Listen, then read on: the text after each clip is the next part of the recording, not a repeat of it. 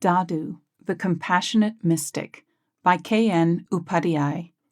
Published by Radha Soami Satsang Beas. Print copyright 1979, 1997, 2010. And audio recording copyright 2026.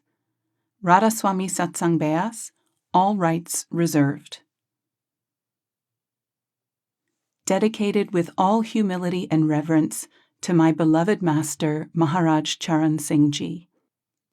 Nothing in this is mine. Whatever is there is thine.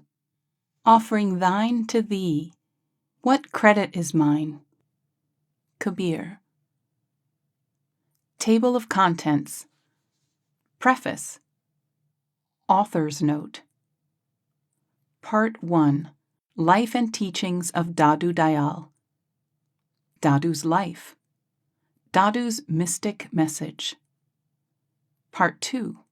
Selected Poems of Dadu Dayal. Chapter 1. Purpose of the Human Form. God Realization. Urgency of Realization. Delusion of Maya. Importance of Vigilance. Life without Guru is wasted. Chapter 2. The Lord is within us. Kingdom of God. Going within. Inner truth. Nothing to fear. Chapter 3. Necessity of a living master. Guru and God are one. True worship of God. Perfect living master. Chapter 4. Importance of Satsang. Influence of company.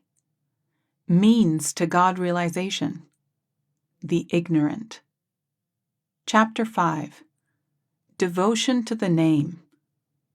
Supremacy of the word or name. Marvels of devotion to the name. Repetition of the holy names. Chapter 6. True love. Nature of true love. Requirements of true love. Path of love.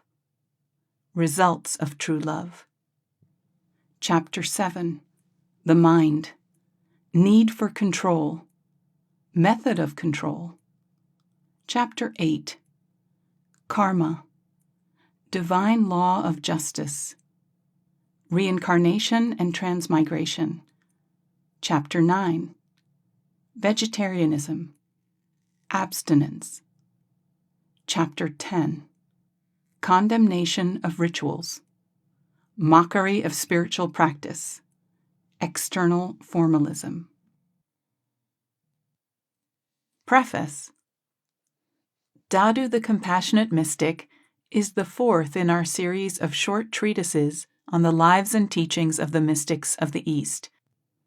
The book presents a short summary of Dadu's life and a gist of his message, and then provides translations of a selection of his poems on various topics of mystic import, giving his teachings in his own words. The book clearly brings out the crucial point that the core teachings of all true saints are identical in essence, notwithstanding the apparent differences in their presentation, due to the idiom of the times and the places in which they are born. Dadu lived the life of a householder and tradesman, supporting a wife and children while focusing on his spiritual pursuits. In these ways, he can be seen as a role model for all of us in today's society. Dadu was unfaltering in his criticism of outward rituals and unceasing in his encouragement of meditation as the means for enlightenment. Many of the stories of Dadu's life demonstrate his humility and deep compassion such that he is called Dadu Dayal, Dadu the Compassionate. He teaches us that the Lord gives all, and turning to him, we have nothing to worry about. Dadu says, "The perfect fulfiller is close by. He is not far off, O foolish one. He knows all, O deluded one, and prompt he is in giving. God is concerned for us, O Dadu. The Almighty One knows all. Turn to God, O Dadu, and worry not. This book was first published in 1979. Only a few changes have been made in this revised edition. J.C. Sethi, Secretary, Radha Soami Satsang Beas. Author's Note. Dadu says, ask of those who have reached the goal. Their message is the same. 'Tis those in the midway who speak of diverse paths. All accomplished saints or mystics have the same fundamental message to give, and their message is very simple. If this is so, then the study of the teachings of any true saint will reveal the common truth and show that the teachings of different saints are mutually supportive. Moreover, the realization that the different saints or mystics of different places and times speak of the same truths will strengthen our conviction in their teachings. But in order to show that they are unanimous in their views, we must have their teachings readily available to us in a handy and clear-cut form. With this objective in view, a plan to bring out short books on the life and authentic teachings of noted mystics of India and some other countries has been carried out under the stewardship of our beloved master, Maharaj Charan Singh. Footnote: Maharaj Charan Singh passed away in June 1990, and this project has been continued under his successor, Baba Gurinder Singh. End footnote. With a view to making the presentation of these teachings authentic, the books under this project have been planned to consist, for the most part, of faithful translations of the cardinal teachings of the mystics concerned. The present work, on Saint Dadu Dayal, a great Indian mystic of the 16th century, is a part of this project. A number of texts of Dadu Dayal's spiritual poems are now available in Devanagari script. With but small variations here and there, most of the texts are substantially identical in content. I have, however, made my selection from the 2 volumes of Dadu Dayal Ki Bani, published by Belvedere Press, Allahabad, in 1914. These texts are not only the latest to be published, but also 2 additional manuscripts of Dadu's poems were consulted in their preparation. In selecting and arranging verses from all the texts, care has been taken to preserve the unity of the theme. Despite difficulty in making the selections from amongst a number of almost equally captivating and pertinent verses, and also in preserving the letter and spirit of the original in translation, working on this project has nevertheless been quite an exhilarating and edifying experience.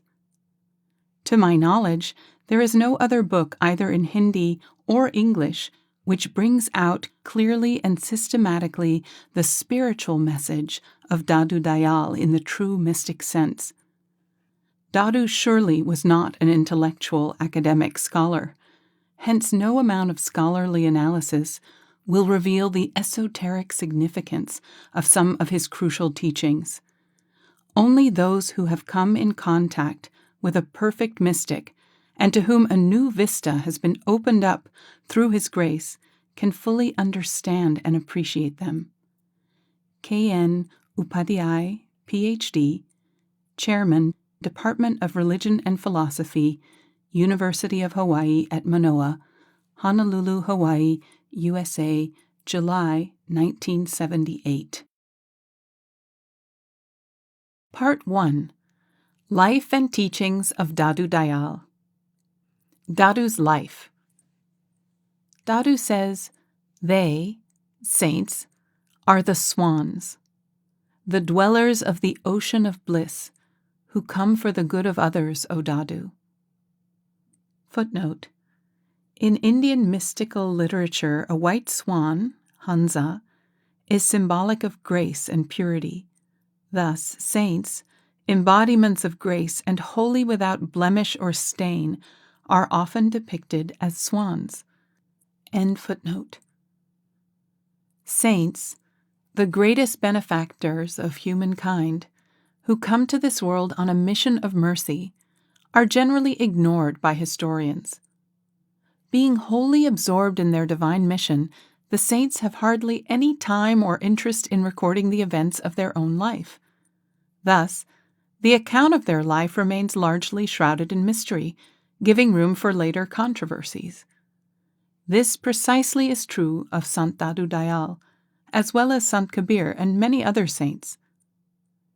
Many conflicting views have been expressed by Indian and Western authors regarding the place and date of Dadu Dayal's birth, his name, caste, parents, guru, education, travel, and the date of his final exit from the body. And there is hardly any conclusive historical evidence to support one view over another. Among the various theories, the following is propounded by some of the later followers of Dadu, and supported by Swami Narayandas Pushkar of the Dadu order. Lodi Ram Nagar, a Brahmin of Ahmedabad and a cotton merchant by profession, had no son. He was assiduously devoted to his religious duties and attended on all sadhus who came his way, hoping to get his cherished desire fulfilled. One day, a holy man appeared before him, and pleased with Lodi Ram's piety, bade him go the next morning for his usual bathing in the river Sabarmati, where Lodi Ram was assured he would find his long-cherished wish fulfilled. The next morning, when Lodi Ram went to the river, to his delighted surprise, he found an infant floating downstream in a crib of lotus leaves. Footnote: there is a similar legend about Sant Kabir, who is said to have appeared floating on a lake in Varanasi, Benares, where he was found by a weaver named Nehru who brought him up. End footnote. He lovingly brought the baby home. His wife Vasi was overjoyed, and it is said that as soon as she clasped the baby in her arms, her breasts were filled with milk. According to Rajab and some other disciples of Dadu, as well as the author of Dabistan-e-Mazahib, Dadu was a Muslim by birth and a carter by profession. Kshiti Mohan Sen, a scholar of medieval mysticism in India, suggests that Dadu was a Muslim whose earlier name was Dawood, and the name of his wife was Hava. They say that Dadu was born in 1544 and died in 1603. His profession was that of a dunya, a cotton carter. Dabistan-e-Mazahib gives his profession as Nadaf, which is Arabic for carter. Pandit Sudhakar Dwivedi, another scholar, maintains that Dadu was born of cobbler parents in Varanasi, and that he earned his living sewing skins into bags for drawing water from wells. This view, however, is sharply criticized by modern scholars. How Dadu came to acquire his name is also not without controversy. One view has already been mentioned, that his original name was Dawood. According to another account, Dadu had the habit, right from his early childhood, of giving away his belongings to others.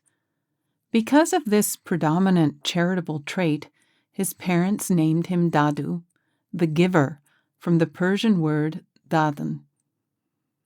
Still another view is that Dadu used to call everyone brother, and they in turn affectionately called him Dadu, pet name for elder brother. Varying biographical accounts have been given above. It is necessary to point out that the differences in the versions mentioned are of little significance for us. Our primary concern in this monograph on Dadu is with his teachings and not his life history. The word Dayal, compassionate, was added to his name on account of the abundance of kindness in his heart and the spirit of forgiveness that he possessed. The following incident well illustrates his nature. Once, two Brahmin seekers, desirous of listening to his discourses and of being initiated, were in search of him. When they approached his hut, they met a bald man coming towards them.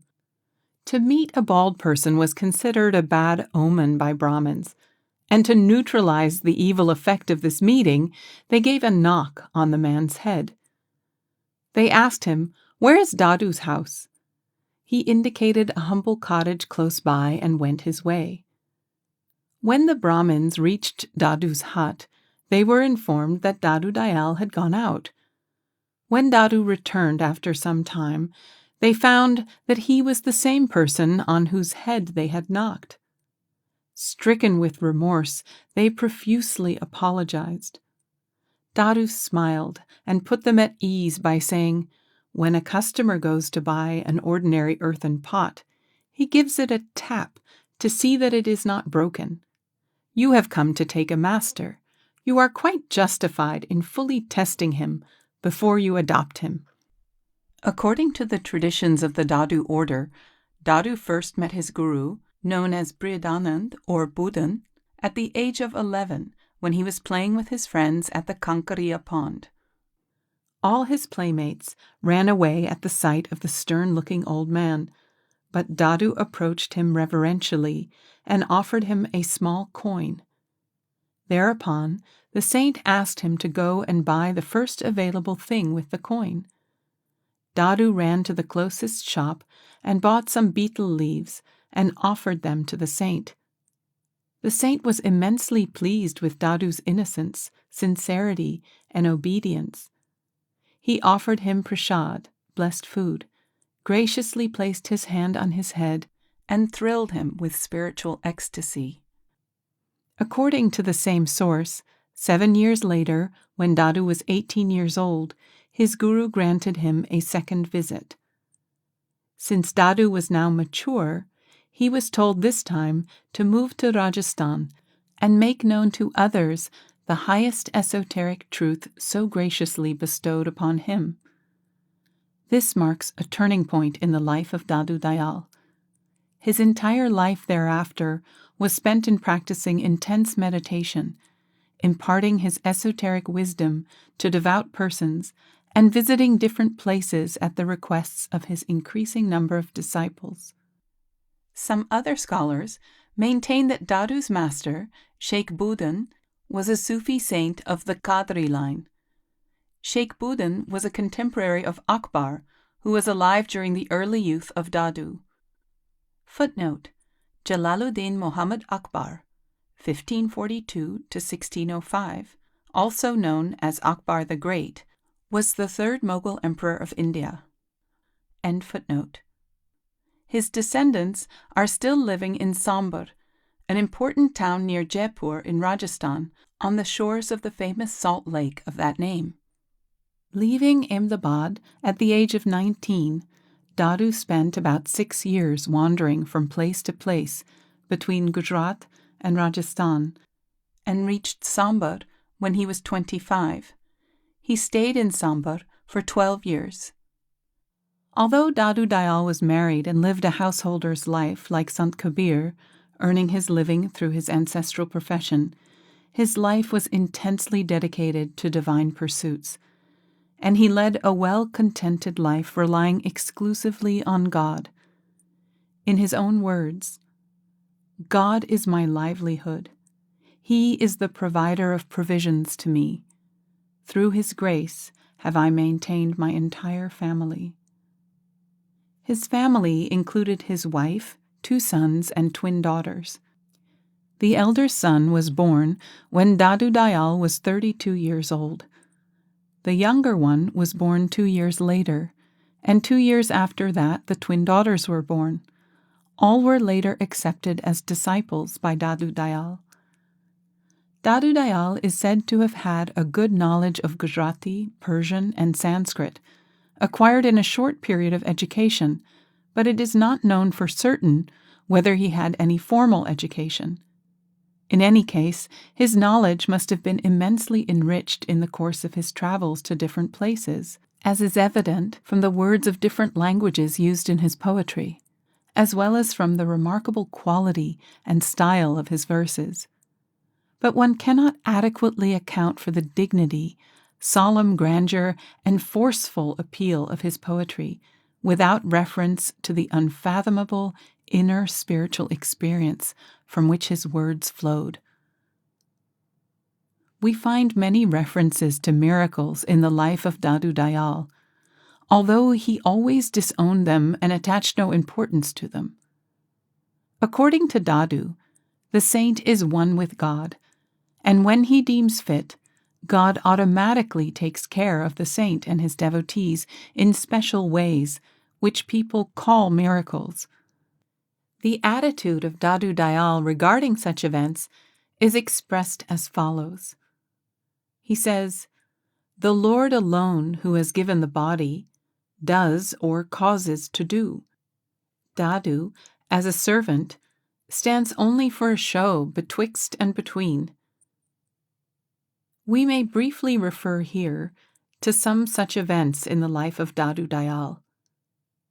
Soon after settling down at Sambar, Dadu's manner of life, no less than his teachings, began to cause concern to both Hindus and Muslims because he belonged to no sect or creed, disregarded all caste distinctions, condemned idolatry, fasts, and pilgrimages, and scorned the wearing of any religious garb.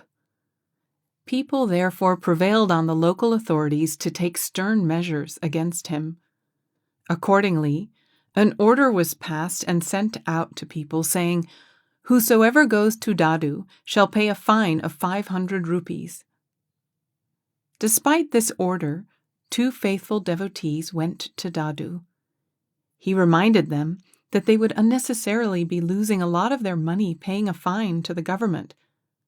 To this they replied, "We shall pay the fine as long as our money lasts, and shall have your holy darshan. It is indeed a cheap bargain." Footnote: Darshan, vision or sight, particularly of a saint or holy person. End footnote. Pleased with their firm resolve and faith, Dadu told them to pay the fine after carefully reading the contents of the order. When these devotees were caught by the government officers and brought to court, the government order was read out to prove their guilt. It read as follows: "Whosoever goes not to Dadu shall pay a fine of 500 rupees. This perplexed everybody, and the 2 devotees were released forthwith. In fact, they pointed out that all, including their persecutors, were liable to pay the fine according to that order.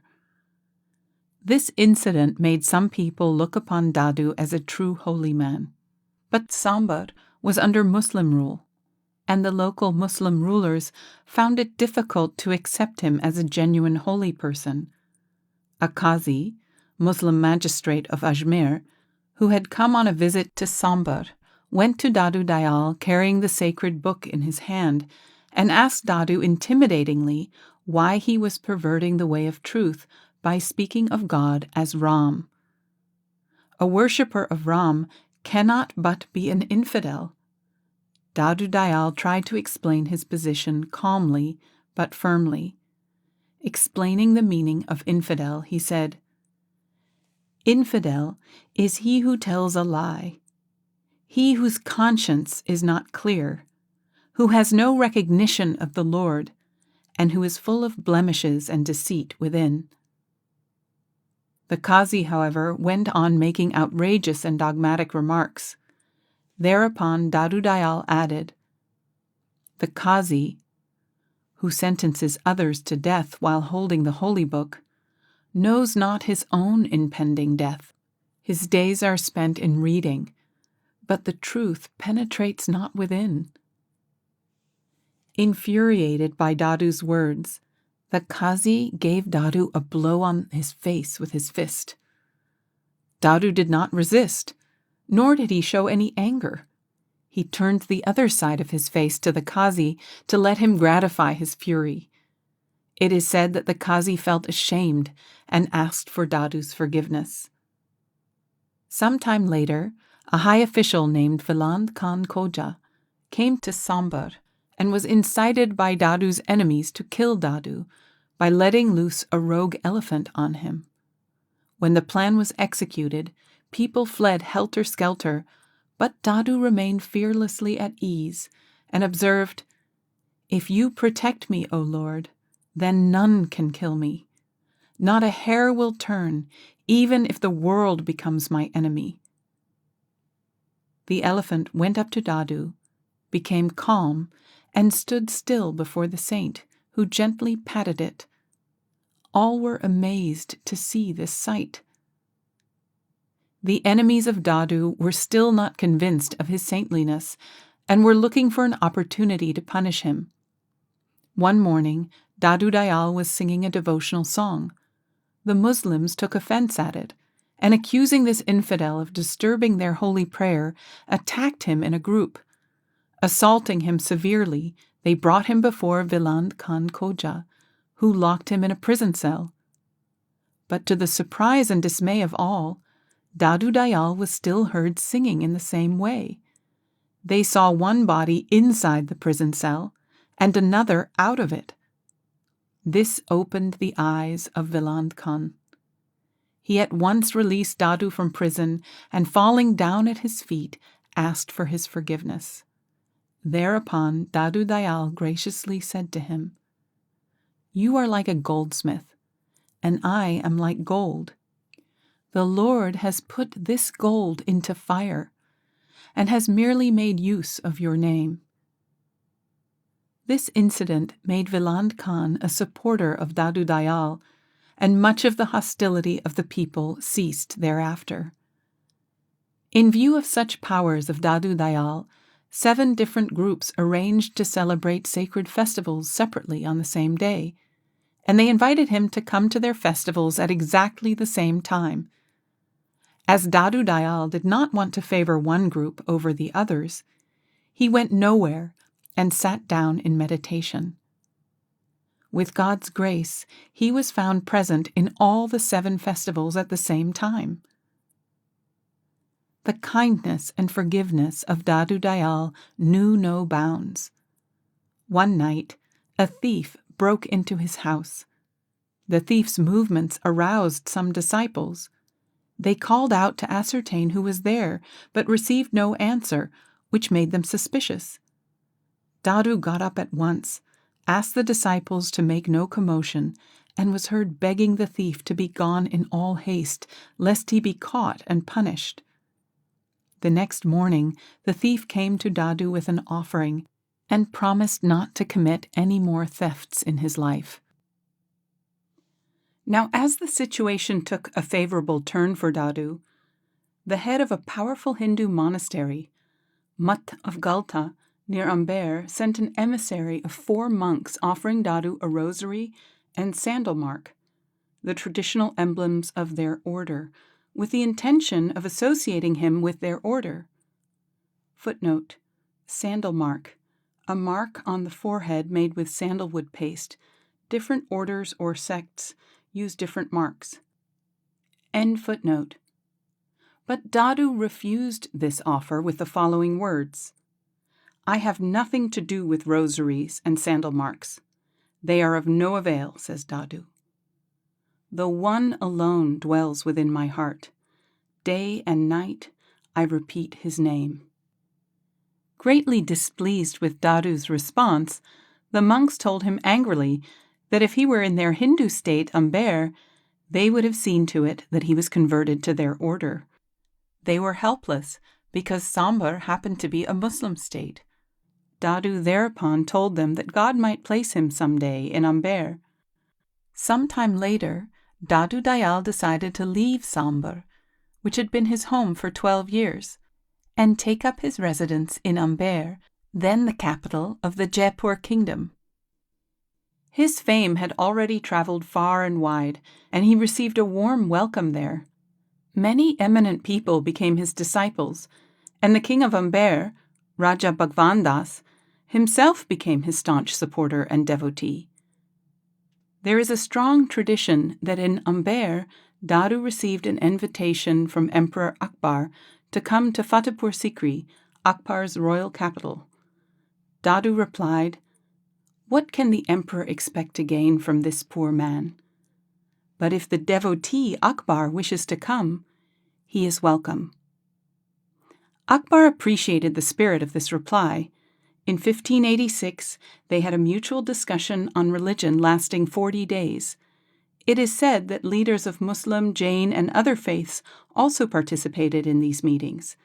They were all deeply impressed by Dadu's amazingly forceful and elevating expression of truth. They were particularly touched by the way he kept his spirit of tolerance towards others' beliefs while maintaining the conviction and firmness of his own teachings. These learned men and savants, surprised at the wisdom of Dadu's words, asked him from which book he had learned. Dadu answered, "This body is my book, in which the All-Merciful writes his messages." Then they asked, "Where is the temple in which you pray?" "My temple of God is within me," he replied. "There I worship. There no outsider can come and disturb me. Bathed and purified within, there I offer him my reverence." They further questioned him, "What is the caste of God? What is dear to him? What is his form? What is his color?" Dadu replied, "God belongs to the caste of love. Love is dear to him. Love is his body, and love alone is his color." This visit must have left a deep impression on Akbar, who became more secular in outlook and more tolerant of others' faiths. It is believed that as a result of the inspiring talks of Dadu, a great change came over the Mughal emperor. The story goes that he removed his name from the coins and inscribed "Jalla Jalalahu," "May his glory radiate," in its place, with "Allahu Akbar," God is great, on the other side. Akbar wanted to offer him a fabulous amount of wealth, but Dadu Dayal, as usual, declined it politely. He would never accept money from anyone. It had always been his practice to distribute immediately whatever he received. Akbar finally thought of a way to offer him a gift. He had a parrot which used to recite passages from the Holy Quran. The parrot was kept in a golden cage, gorgeously decorated with precious stones and diamonds. Akbar thought Dadu Dayal might accept at least the token religious gift of the parrot, and with that would go the precious cage. But Dadu again refused, indicating the superfluity of the parrot for him. "This body," says Dadu, "is the cage, and the mind is the parrot within. Learning only the name of God, truly wise did it become." The saint thus spent his entire life selflessly showering his divine grace on the rich and the poor alike.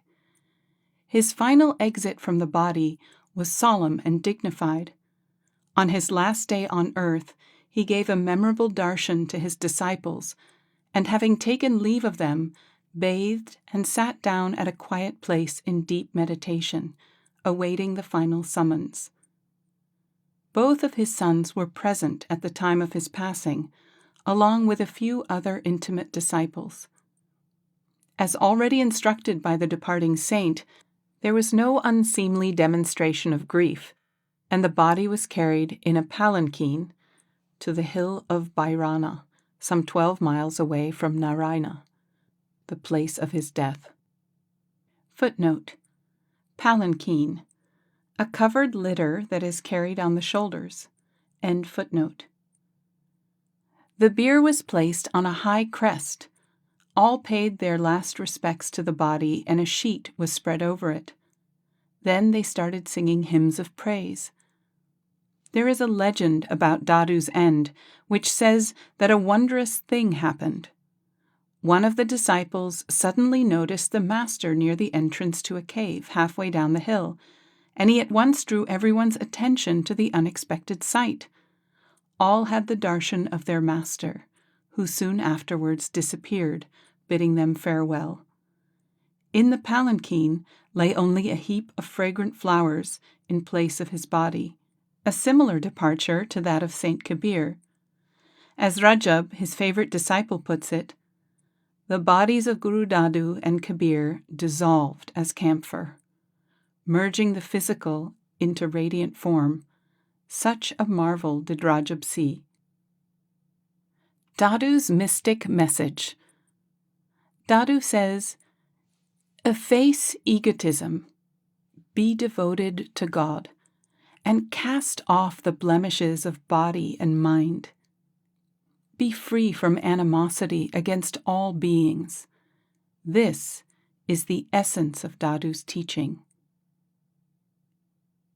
Since the teachings of Dadu Dayal are given in some detail in the section Selected Poems of Dadu Dayal, immediately following this section, we are presenting here only a brief outline of his teachings in order to provide the essence of Dadu's message, as well as to indicate the relevance and centrality of the selections made in this book. It may seem somewhat repetitive, yet it will help the reader bear in mind the salient features and the basic framework of Dadu's mystic teachings. According to Dadu, human life provides the only opportunity to escape from the long, almost unending cycle of birth and death. It is therefore called the door to salvation.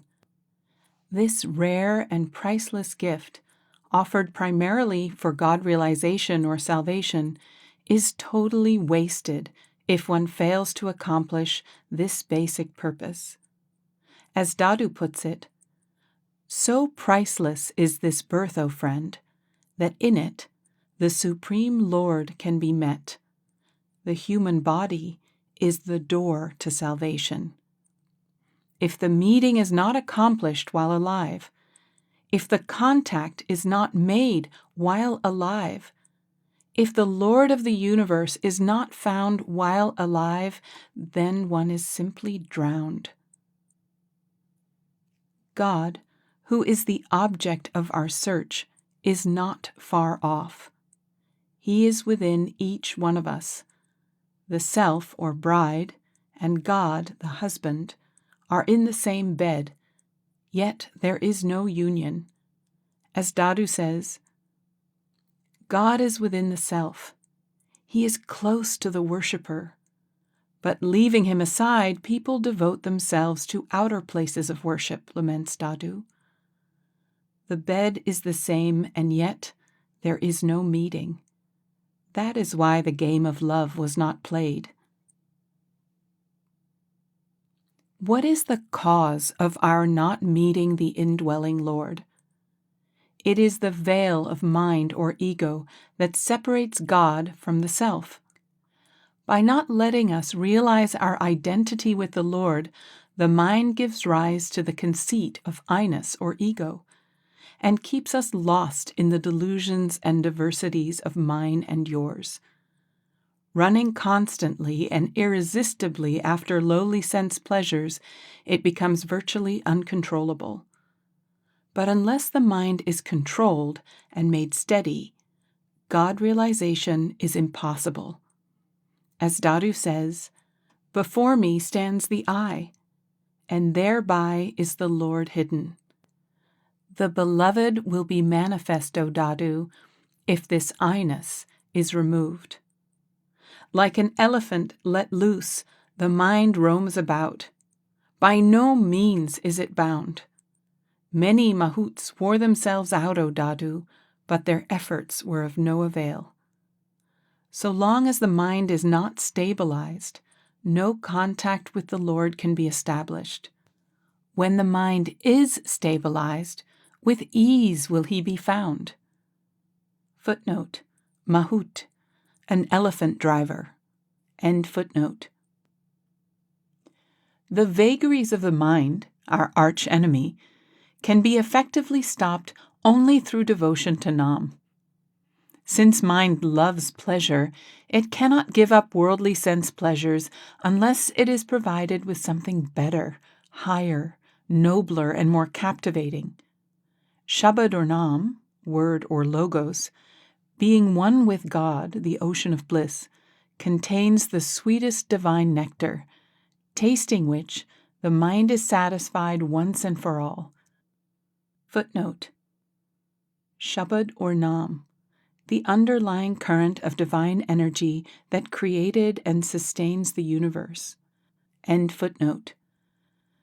As Dadu observes, making millions of efforts, many were consumed by death, but the mind continued to run in all the 10 directions. It is stopped only by God's name. There is no other way. Footnote: 10 directions. The 8 points of the compass, up and down. End footnote. Control the mind by attuning it to the Shabad of the saint, O Dadu. How can it be controlled without the Shabad of the saint? It will at once be scattered. Sweet indeed is the name of God, O friend. Nothing is good without his name. Repeat only God's name. Ever pure, only this nectar is indestructible, undecaying, and indivisible.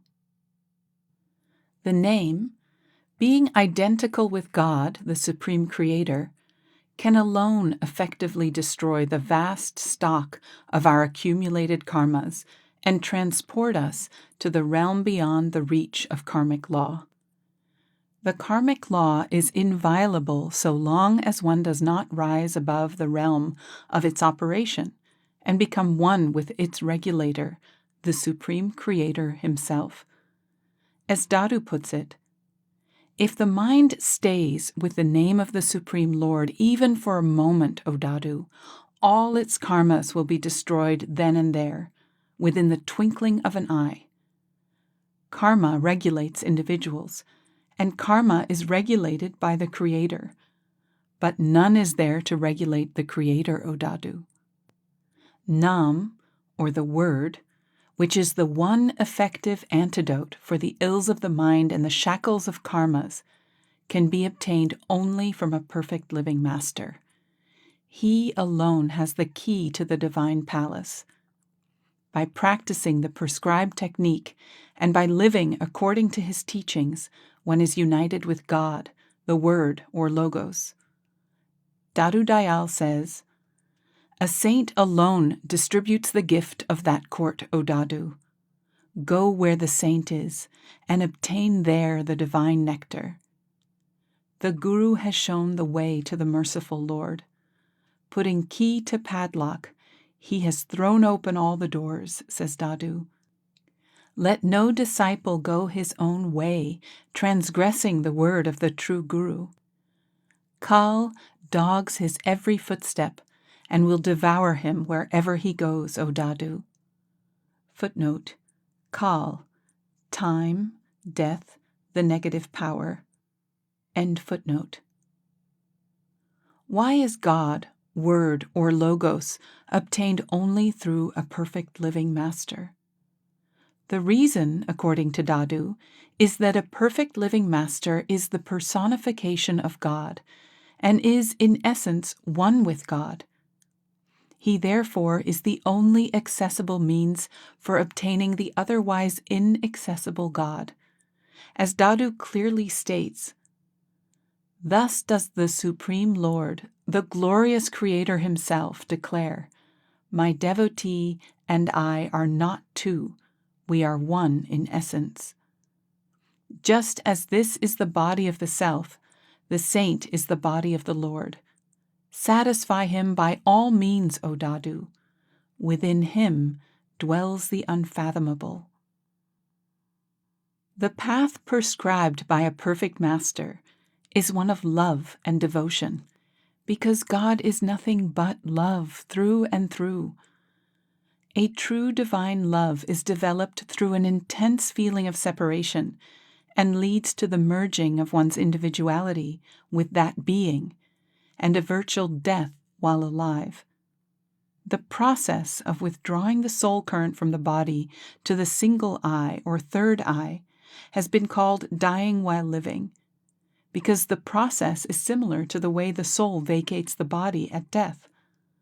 Footnote: the eye center, a point in the subtle body between and a little above the two eyebrows, where practitioners of meditation concentrate their attention in order to withdraw the soul currents from the physical body and enter the inner regions. End footnote. Dadu says, "Recognize the path to your beloved, O traveler, and take the route of the lover anguished in separation. Let one reduce oneself to dust while living. Then will the Lord reveal himself. Let one die before death, O Dadu. All die later on." The company of saints or their devotees plays a great role in increasing our love and devotion for the Lord and in bringing about self-purification. One is therefore strongly urged to keep the company of saints and avoid the company of evil people. As Dadu puts it, in the company of the unholy, a barrier is created, and the taste of piety and devotion disappears. In the company of the holy, bliss is generated, and one is overfilled with joy. Even by having recourse to 10 million means, one cannot attain perfection without the company of a saint. Without the true master, one can never be purified, O Dadu. In order that divine love may develop, absolute purity of the body, mind, and soul is essential. Since they are linked together, the purity or impurity of one affects the others as well.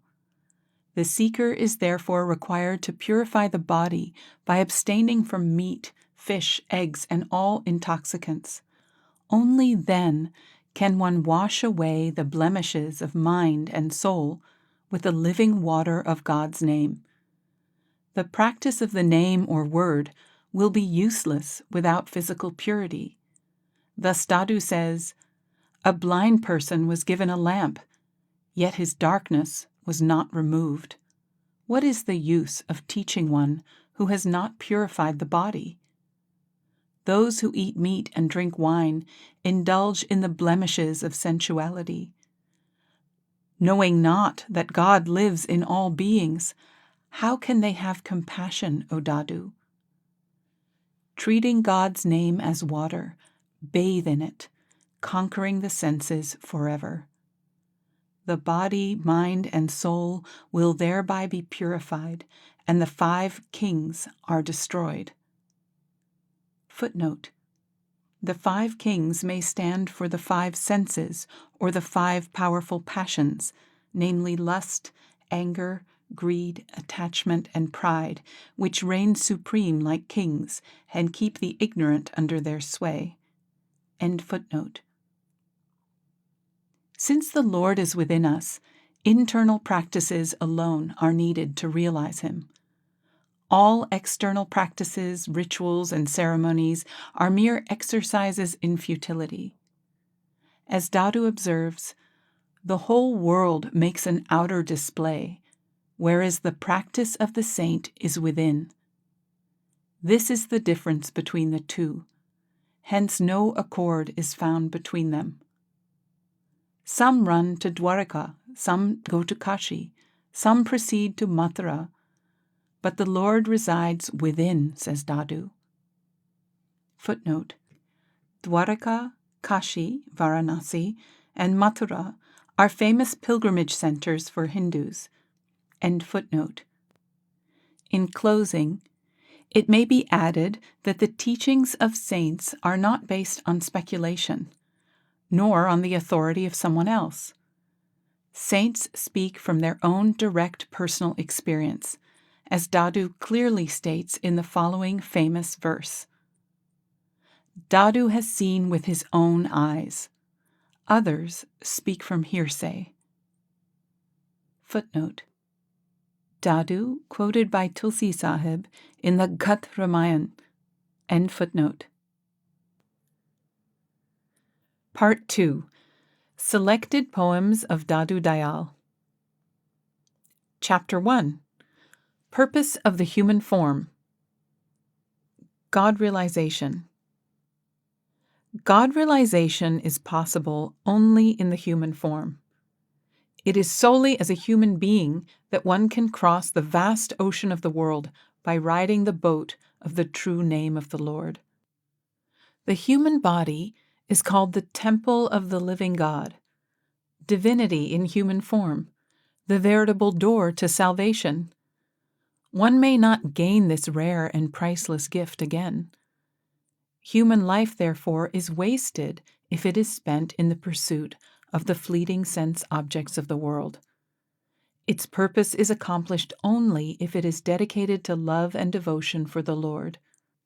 Lovers of God collect priceless diamonds of spirituality and rejoice eternally in the bliss of divine union, whereas the ignorant waste their valuable lives in collecting shells of sensuality and repent bitterly in the end. Couplets.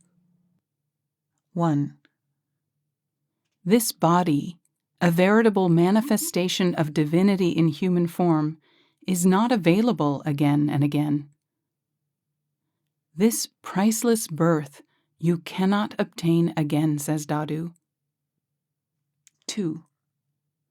The world is a river of suffering, and God is the ocean of bliss. Forsake the worthless and go to the ocean of bliss, says Dadu. 3.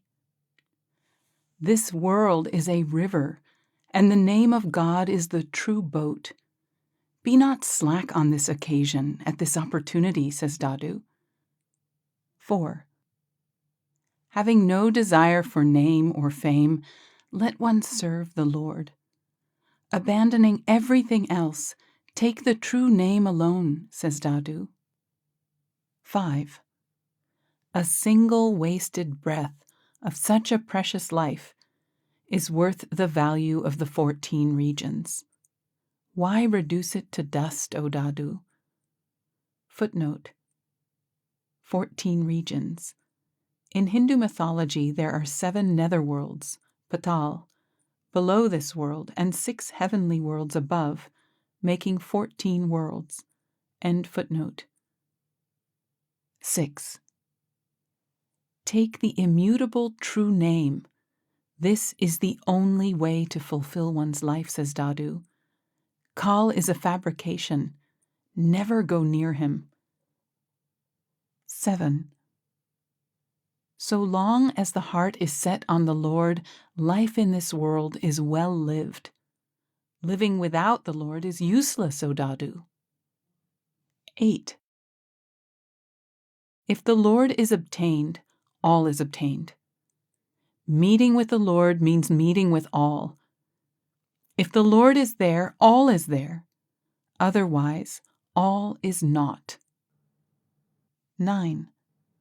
One dedicated to the immutable is established in the immutable, while one in pursuit of the transient is lost in the transient.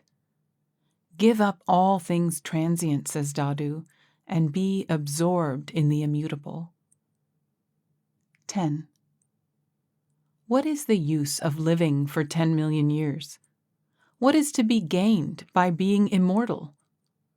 Without the nectar of love and devotion to God, what worth is there in life, O Dadu? 11. Eaten by rust, day by day, iron is slowly reduced to dust.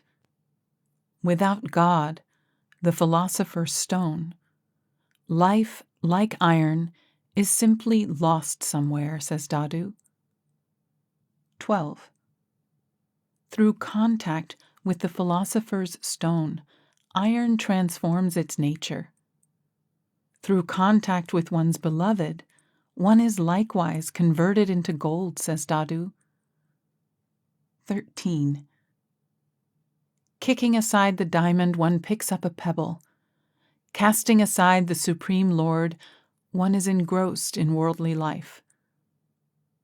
14. All are buying waste materials, no one takes the diamond. A jeweler will take the diamond and will pay whatever price is asked. 15. One is left with remorse that his life could not be concentrated on its proper goal. This body is simply wasted if not utilized in the service of God. 16. Time was passed in useless rambling. Nothing was achieved. Without devotion to the Lord, one repents, says Dadu. Shabads. 1. So priceless is this birth, O friend, that by assuming it, the Supreme Lord can be met. The soul herein drinks the nectar of love and enjoys the bliss of eternal union. The soul comes to be absorbed in God and regains the heritage of immortal treasure in its entirety. She touches and sees the Lord directly. On meeting the Supreme Lord, she merges in him. Such a birth cannot be obtained again, O friend. Why do you waste this jewel, says Dadu? 2. O mind, such an opportunity will not come again. Do not sleep so soundly, for you will repent later on. You will attain bliss if you imbibe the essentials of the sacred science. The Lord is found by means of love. He will keep me at his holy feet. The ocean of the world is most dreadful. Keep me not there, O Dadu. Wash off the blemishes of self, O friend, with the name of the Lord.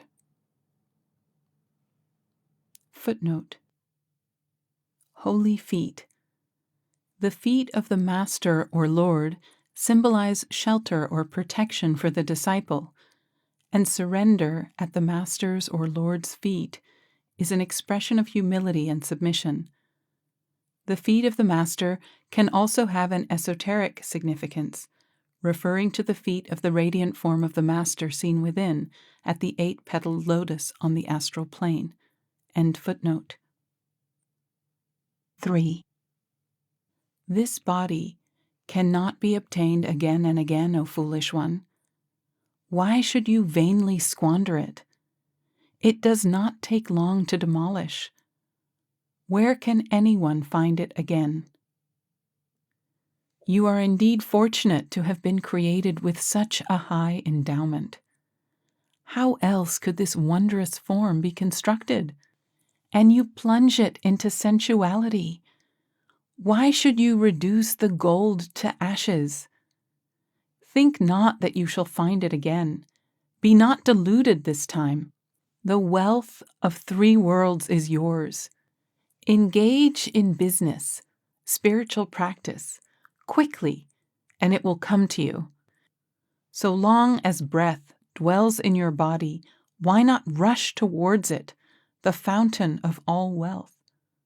Having taken human form, if one does not devote himself to the name, he will repent, says Dadu. Footnote. 3 worlds. The physical, astral, and causal worlds. End footnote. Urgency of realization. This fragile and transient human life is speedily coming to its end. It is high time we sought refuge in the Lord. Only while living as a human being can the work be accomplished, not after death. Couplets. 1. This body, says Dadu, is like an unbaked earthen pitcher filled with water. It does not take long to dissolve. The foolish one does not understand that the moment the pitcher breaks, the water flows out. 2. The body is like a broken and worn-out pitcher that has openings at 9 places. How can the water-like soul stay within it, wonders Dadu? Footnote. 9 places. These openings are the 9 apertures of the body, 2 eyes, 2 ears, 2 nostrils, the mouth, and the 2 lower apertures. End footnote. 3. False indeed are the conceit and vanity of this sheath of skin filled with air. You see it vanishing. What pride can you have in it? Asks Dadu. 4. The mind is a deer, says Dadu, looking at the green forest of the world. This foolish one runs around puffed up with pleasure. It is destined to be a victim of Kal, the hunter. 5. The body is like a caravan, says Dadu. No sooner do you look at it than it goes out of sight. Be dedicated to the name of God as long as there is breath in your body. 6. Hurry up, O traveler. The journey hangs over your head. Delay no more. What are you doing sitting idle? Repeat God's name. 7. Evening has set in while the traveler is still in the forest. He must move briskly. This is not the time to be slack, warns Dadu. Go home quickly. 8. The son, separated from the father, is lost in a strange land, and yet he does not die from a broken heart. He is very hard-hearted indeed, says Dadu. 9. Gone is the time and lost is the opportunity. Where shall you find this priceless birth once it slips out of your hand? 10. Catching hold of our hand, Kal is drawing us closer day by day. The self does not awaken even now. Its time is spent asleep. 11. While watching, O Dadu, your hair has gone from black to white. Body, mind, and youth are all gone, and even now you turn not to God. 12. While alive, one can transcend bodily qualities. While alive, one can be liberated.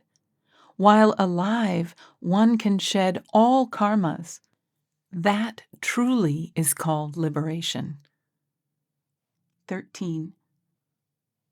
While alive, one can cross over the uncrossable. While alive, one can go to the other shore. While alive, one can find a universal master and can attain discrimination and wisdom. 14. If the meeting is not accomplished while alive, if contact is not made while alive, if the Lord of the universe is not found while alive, then one is simply drowned. 15. Only while living is one freed, says Dadu. There is no liberation after death. If one were to be freed after death, then all would come under that freedom. Footnote. Since death is common to all people, all would then be said to be equally free after death. End footnote. 16. Some say one can secure an abode in paradise after death. They preach liberation after death. They are indeed making the world insane, O Dadu. Shabads. 1. O traveler, today or tomorrow you must depart. Why do you not look thoughtfully? Why are you sleeping in comfort? Devote yourself to God, O mind. Just as birds come to perch in a tree for the night, so is all this market spread out for a while. All will then go their own way. None is your kith or companion. Lose not your source, O mind. Don't get lost by looking at worldly things. They are all flowers of the silk cotton tree. The body is not yours. Wealth is not yours. Why are you absorbed in them? Why do you sleep in comfort without God? Why not wake up and see, cautions Dadu. Footnote: the silk cotton tree is a lofty and thorny tree with attractive red flowers. The parrot, captivated by the outer beauty of the flowers, wants to enjoy the fruit. But when it pecks at the fruit, its beak gets stuck, and it cannot disengage its bill from the tasteless cotton pods. End footnote. 2. Repeat the name of God and forget him not. Fulfill the purpose of your birth by practicing concentration. Be steadfast in the remembrance of God. Practice meditation with love and sing the glory of God. The human body is the door to salvation. Repeat the name of God, the Creator of the universe. So long as a dreadful disease has not come, so long as death has not consumed your body, so long as the sound has not been withdrawn, render service to the Lord. People remember not God while the opportunity exists. When life is gone, none can remember. So long as one lives, he sleeps, but later on he repents. The servant is engaged in the service of the Lord. He alone succeeds who is wakeful. For the devoted disciple of the Guru, darkness and delusion are dispelled. He reverts not and is well set on the path. Look thoughtfully and understand, O mind. You shall not find such an opportunity again. Having come to the world, it is up to you to win or lose. I have explained this to you in so many ways, again and again, says Dadu. Delusion of Maya. Maya has destroyed both our eyes, hence we are in no position to see the distinction between Kal, the negative power, and the merciful Lord. In virtual blindness, we pursue superficially pleasant but dreadful objects of the world, such as wealth and lust, and we meet our doom. Intoxicated by illusion and covered with egotism, the self sleeps in the same bed with her ever-wakeful beloved, yet there is no union. Saints, therefore, exhort the self to awaken, to waste no more of the limited span of human life, and to please the divine consort by all means. Couplets. 1. Maya has destroyed both eyes. Neither God nor Kal is visible. The saints, having climbed the mountain, call out, "Beware of the flame of the fire." Footnote: Maya, illusion or delusion. End footnote. 2. The Lord himself is the ambrosia. All others are flames of poison. God is the Savior. Other than he is Kal. 3. The juggler, having conjured up the show of creation, is hiding himself. The veil of Maya has been put on as a covering, hence none can see him. 4. The Lord is the truth. All else is worthless delusion. The name of the blameless one is purity. All else is pitch darkness. 5. Forsaking such a treasure as the Lord, the foolish one begs for children and wealth. Like the Nagar creeper, his life has gone fruitless. Footnote: the Nagar creeper provides only betel leaves. It never yields any fruit. End footnote. 6. Because of being absorbed in kith and kin, the deluded foolish one does not see. Just as served food gets taken away, he has been deprived of the vision of the Lord in this life. 7. The foolish one is captivated by varied forms of wealth and lust. Indeed, he is drowned in the well of the house of Maya. 8. Lust is a dreadful inner thief. It breaks into the house day and night. The sleeping owner does not awaken, and the thief takes away the most valuable goods. 9. Just as wood is infested by termites and iron is corroded by rust, so does lust make this house worn out and dilapidated, says Dadu.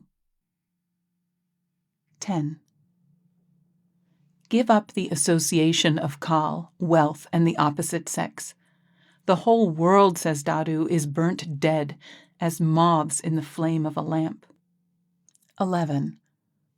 Even when the mind is virtually dead and the senses are under control, you must not ever have association with wealth and lust, says Dadu. 12. Maya, the serpent, bites all, assuming the forms of wealth and the opposite sex. Up to Brahma, Vishnu, and Mahesh, none can escape, says Dadu. Footnote: Mahesh, another name for Shiva, the god of destruction. End footnote. 13. Women fell to their doom in the company of men, as did men in the company of women. Both met their ruination, and nothing was achieved, says Dadu. 14.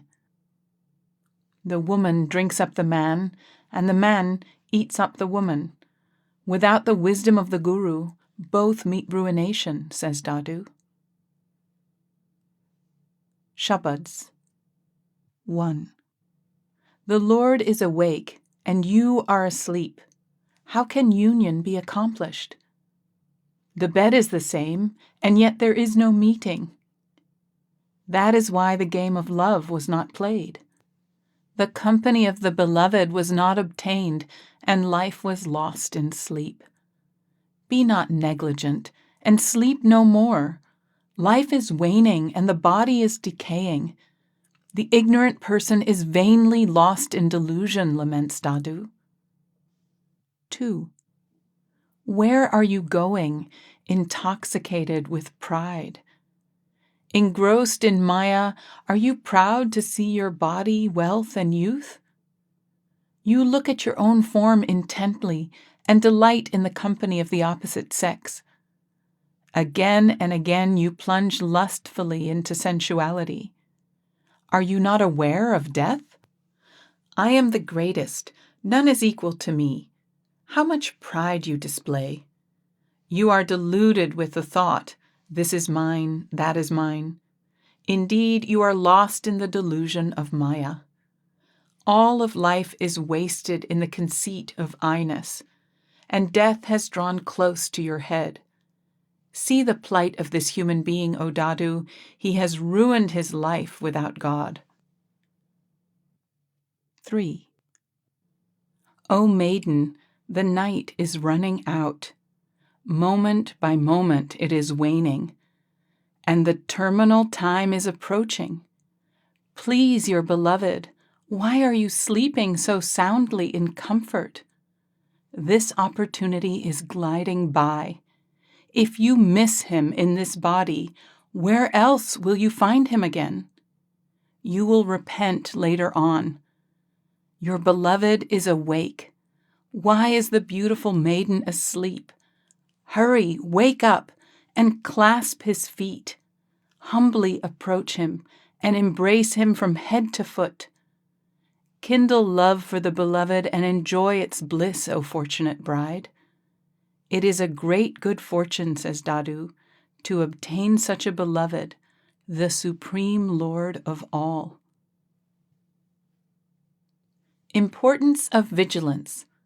In this fleeting and fragile world, only one who is vigilant can escape destruction and fulfill the purpose of this human life. Couplet. Be not unmindful. Fix your mind on consciousness. The mind has had a full sleep. Let it be awake with the Lord. Shabads. 1. None can steal from the wakeful one. Knowing that he is awake and protecting his goods carefully, no thief draws near. The sleeping master of the house cannot keep his goods. Thieves surround his house and plunder it. With no one on guard nearby, the goods are stolen. What will you do, tell me, by getting up after the goods are gone? The spent night does not return. What then will you do, my friend? When one keeps watch at all times, no harm befalls his goods. Knowing this, do what must be done, says Dadu. 2. Have some care for the pledge with which you came into the world. Now that you have seen Maya, you are sitting puffed up amidst it. Think not that this body and wealth are yours. You are deluded, O foolish one. The soul will forsake this beautiful body in a day or two. I have explained to you, remember the true name of the Lord. Render service to God. A golden opportunity has been given to you. Footnote: pledge with which you came into the world. God protects the fetus in its most agonizing state in the womb of the mother, and at that time it makes a pledge to God that it will remember him at all times and will never be attached to Maya. End footnote. Life without Guru is wasted. Human life is wasted if a perfect guide who can join the broken link and take one to the other shore is not found, and if works pleasing to God are not done. Forsaking God and running after the pleasures of the world is like throwing aside priceless diamonds and picking up useless shells. Couplets. 1. If such a one who can mend the broken connection and take one across to the other shore is not found, the opportunity is lost again, says Dadu. 2. This body is a raft, and the world is an ocean, deep and unfathomable. How can anyone cross it and go to the other shore without the sailor, asks Dadu. 3. I have done nothing that could please God. My coming to this world has been in vain, O Dadu. 4. With what face should one laugh and talk? One is departing, having spent one's priceless life in vain. One should cry, says Dadu. 5. The holy feet of the Lord, the very purpose for which one is to live in the world, are not within one's heart. Fie on such a life without devotion to God in this iron age, O Dadu. Footnote: Iron Age, Kali Yuga, the age, Yuga, of strife or discord, Kali, the fourth age in the cycle of time through which the physical universe passes. End footnote. 6. You did what was pleasing to your mind and transgressed the commandment of the Lord. How will you show your face to that beloved, asks Dadu. 7. You did all to please the senses and provided all that the mind demanded, but nothing of that for which you were created was done by you, O Dadu. 8. You were provided with equipment for rendering service to the Lord, but you have forgotten obedience to the Lord, and not a single work have you accomplished, says Dadu. Footnote: Equipment, the human form. End footnote. Shabad. Ah, you have forgotten God, the Lord of the universe. Though seeing, you have lost the diamond and have picked up the shell. You mistake glass for gold. You are indeed caught in the snare of delusion. Not having had a moment's awareness of truth, you place hope in falsity. That which is poison is mistaken by you for nectar. It does not accompany you. You are puffed up, seeing the flowers of silk cotton. You have thus missed your chance this time. Listen to true words, O mind. Be devoted to God, and you shall develop awareness automatically. Do your work even now, says Dadu. Time is running out and life is waning. Footnote. Silk cotton. It is said that the parrot, captivated by the outer beauty of the flowers of silk cotton, waits eagerly hoping to taste the equally delicious fruits, but to its disappointment, when it pecks at the ripe fruits, and they are broken open, all the cotton is blown away with the wind, leaving nothing for the poor parrot. If, on the other hand, being impatient, it pecks prematurely at an unripe fruit, it cannot disengage its bill from the cotton pods, which anyway are tasteless and without substance. End footnote. Chapter 2. The Lord is within us. Kingdom of God. Just as butter is in milk, oil is in the oilseed, fragrance is in the flower, fire is in wood, and an image is in the mirror, so is the Lord within every human being. The Supreme Creator, after having created each of us as a veritable temple, has taken abode in the very heart of this temple. Footnote. The spiritual heart center is the eye center, known also as the single eye or third eye. End footnote. The entire creation of God, comprising many regions of indescribable splendor, is contained within us. With the grace and guidance of a perfect living master, we can see it all within ourselves and realize the secret of how the macrocosm is contained within the microcosm. Couplets. 1. Where is the one who has created me? Asks the disciple. Show him to me, O Master. The Lord is within the heart of the self, answers the Master. Fix your mind there, says Dadu. 2. My Lord is within me. Show him then by removing the veil. Let the self meet the Supreme Lord face to face. 3. Water is contained in the inner lake. The thirsty one comes to drink of it. Don't blame the master. He is not to go from house to house telling people, says Dadu. Footnote.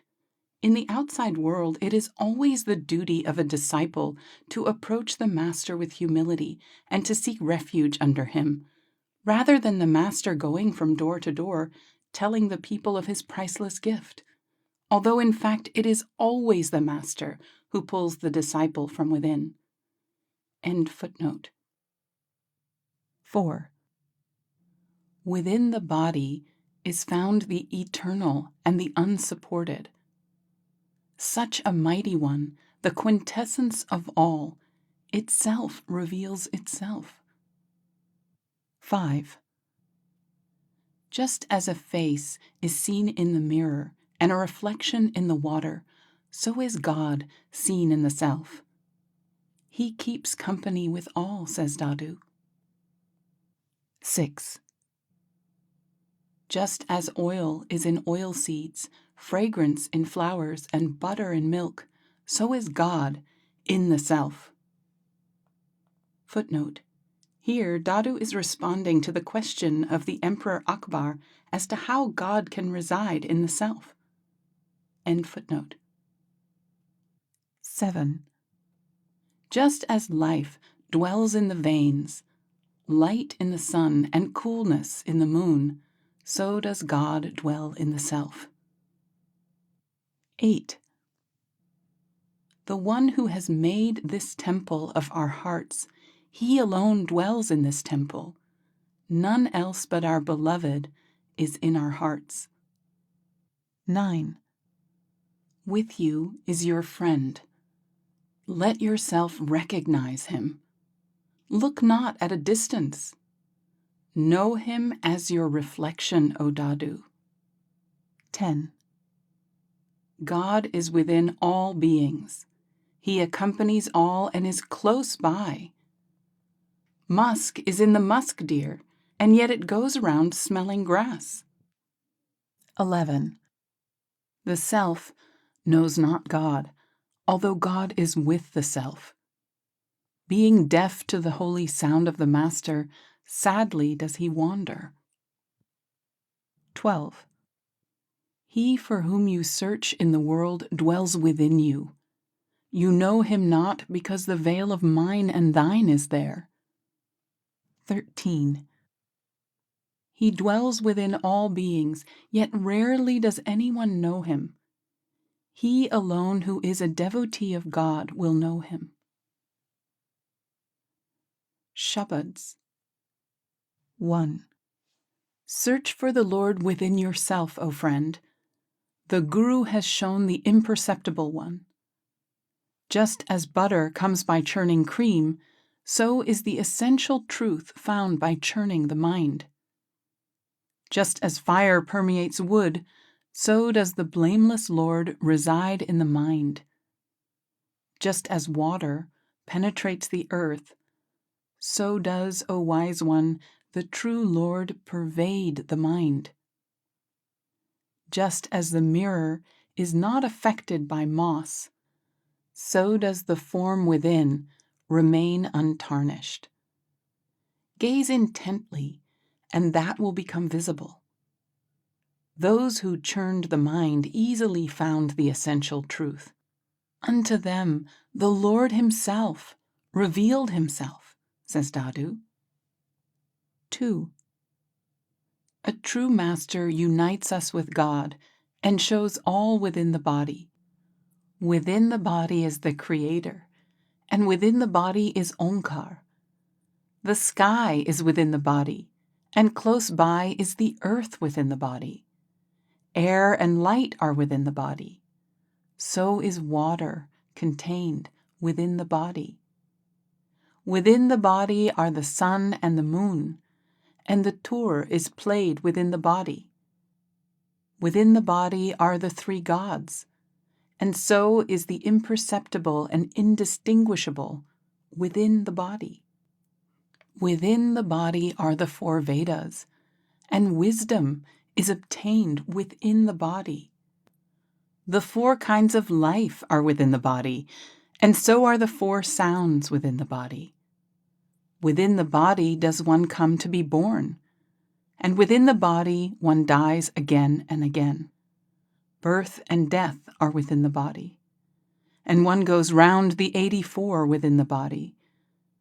Divine incarnations take place within the body, and they happen again and again within the body. Day and night are within the body. Rising and setting continually go on within the body. Dadu has found the highest Guru, who has revealed the true oneness. Footnotes. Omkar. Omkar is the divinity of the second region, Trikuti. Tur, a stringed instrument resembling a dulcimer that was traditionally played by wandering minstrels. The three gods in the Hindu triad, Brahma, the creator, Vishnu, the sustainer, and Shiva, the destroyer. The four kinds of life are as follows. First, born of embryo with an outer membrane, for example, human beings or animals. The second, born of eggs, for example, birds. The third, born of warm vapor or sweat, for example, mosquitoes or insects. And the fourth, sprouting from beneath the ground, for example, plants or trees. The four sounds are the following. The first, produced by tongue. The second, produced mentally at the throat center. The third, produced mentally at the heart center. and the fourth produced mentally in a subtle form by yogis at the navel center. All these are sounds which can be spoken, written, or read.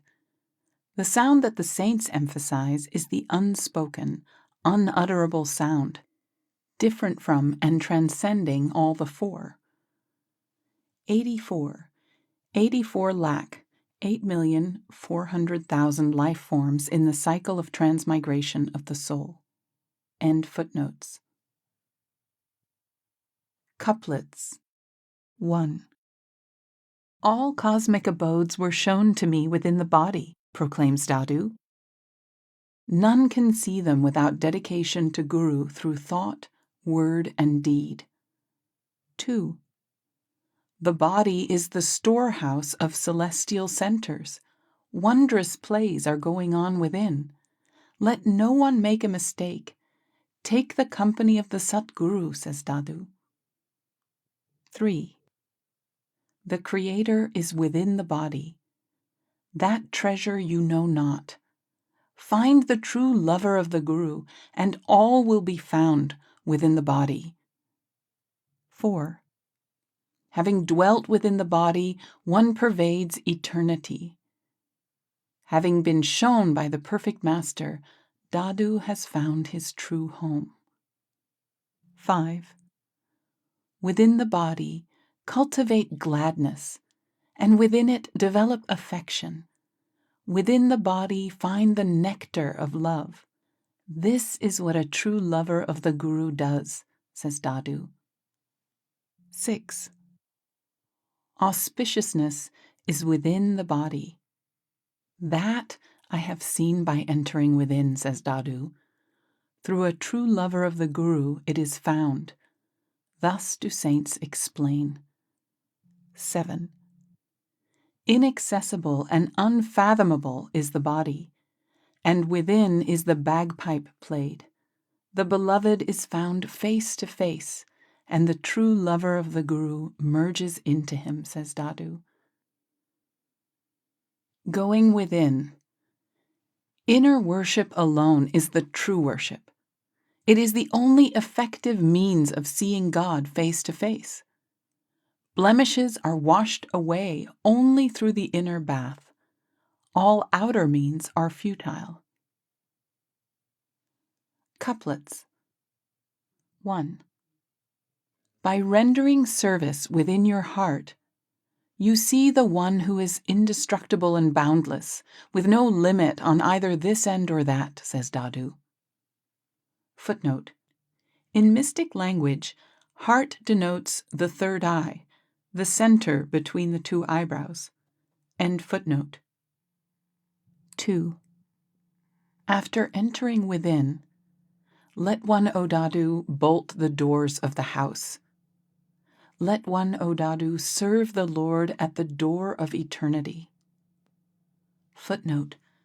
Concentrate with one-pointed attention, not letting the mind run away through any of the outgoing senses. End footnote. 3. To him alone is service rendered and homage paid by devotees. Before him alone they wave lamps in adoration.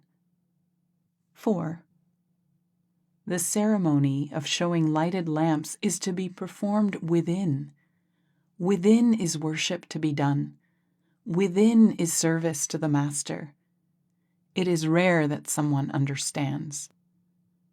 5. One finds the Lord within the body by playing the unstruck inner veena. By going through the region of the void, the Lord is seen with ease. Footnote. Veena, a stringed musical instrument considered to be the oldest of Indian classical instruments. Mystics have used the music of the veena as a symbol of the nature of the unending unstruck music, or sound heard in the eternal realm, Satlok or Sachkhand. End footnote. 6. Search for the beloved close to the place from where the sound emerges, and you shall find him, says Dadu. There is solitude there, and there is luster of light. 7. Turn back within yourself, O wise one, and search inside, says Dadu. Give up the habit of going out. He is close to you, O foolish one. 8.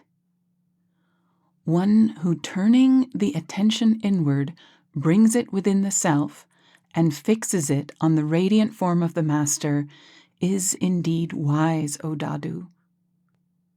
9. Where the self is, there is God. All is filled with Him. Fix your attention within, O valiant servant. So does Dadu proclaim. 10. Fix your attention within.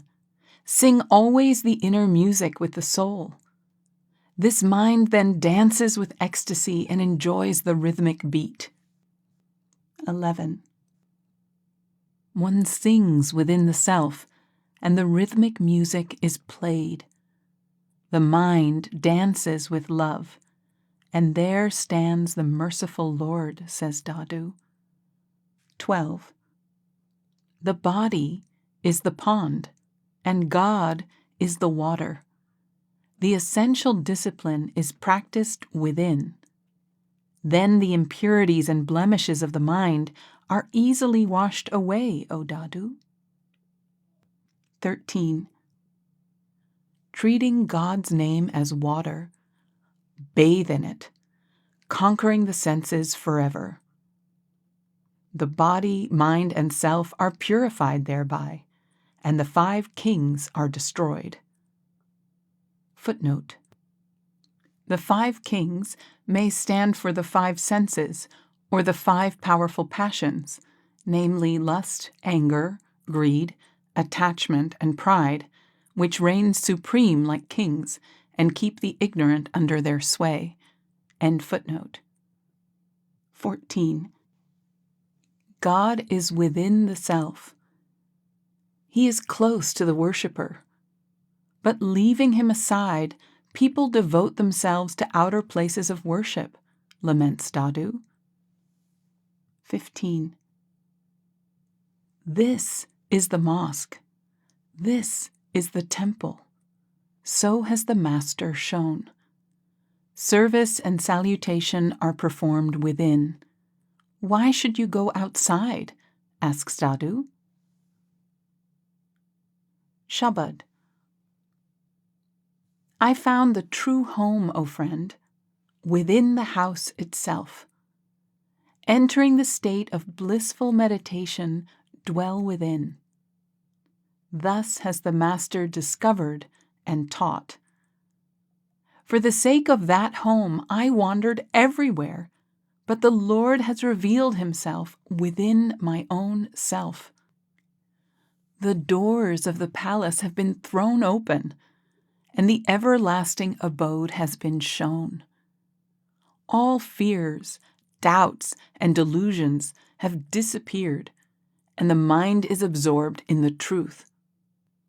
That state of bliss has it entered, where the self, transcending the body, ascends. The one that is immovable and unchangeable, the same one have I seen in all. My mind is absorbed in that alone. Other than that, there is none. That home have I found that is the beginning as well as the end. Now my mind goes not elsewhere. Dadu has been dyed in the color of the One, and therein has he merged. Footnote. The house itself, the human body. End footnote. Inner truth. Without proper purification through appropriate inner discipline, one cannot dive deeply and see the inmost reality, the storehouse of all knowledge, peace, and bliss. With the discovery of this inner bliss, one finds bliss all around, but without it, it is impossible to find true bliss by any outer means whatsoever. The sources of bliss and suffering, nectar and poison, are found within, although the fool refuses to see and accept this truth. Couplets. 1. The blind one was given the lamp, and yet his darkness was not removed. What is the use of teaching one who has not purified the body? 2. You say something for his own good, yet he finds fault and takes it ill. You show a well to the blind one, but he takes it not for the truth. 3. The immovable wisdom arises within the self, says Dadu. One thereby reaches the abode of the blameless, transcending the fabricated world.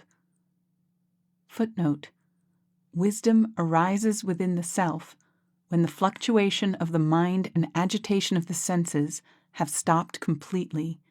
End footnote. 4.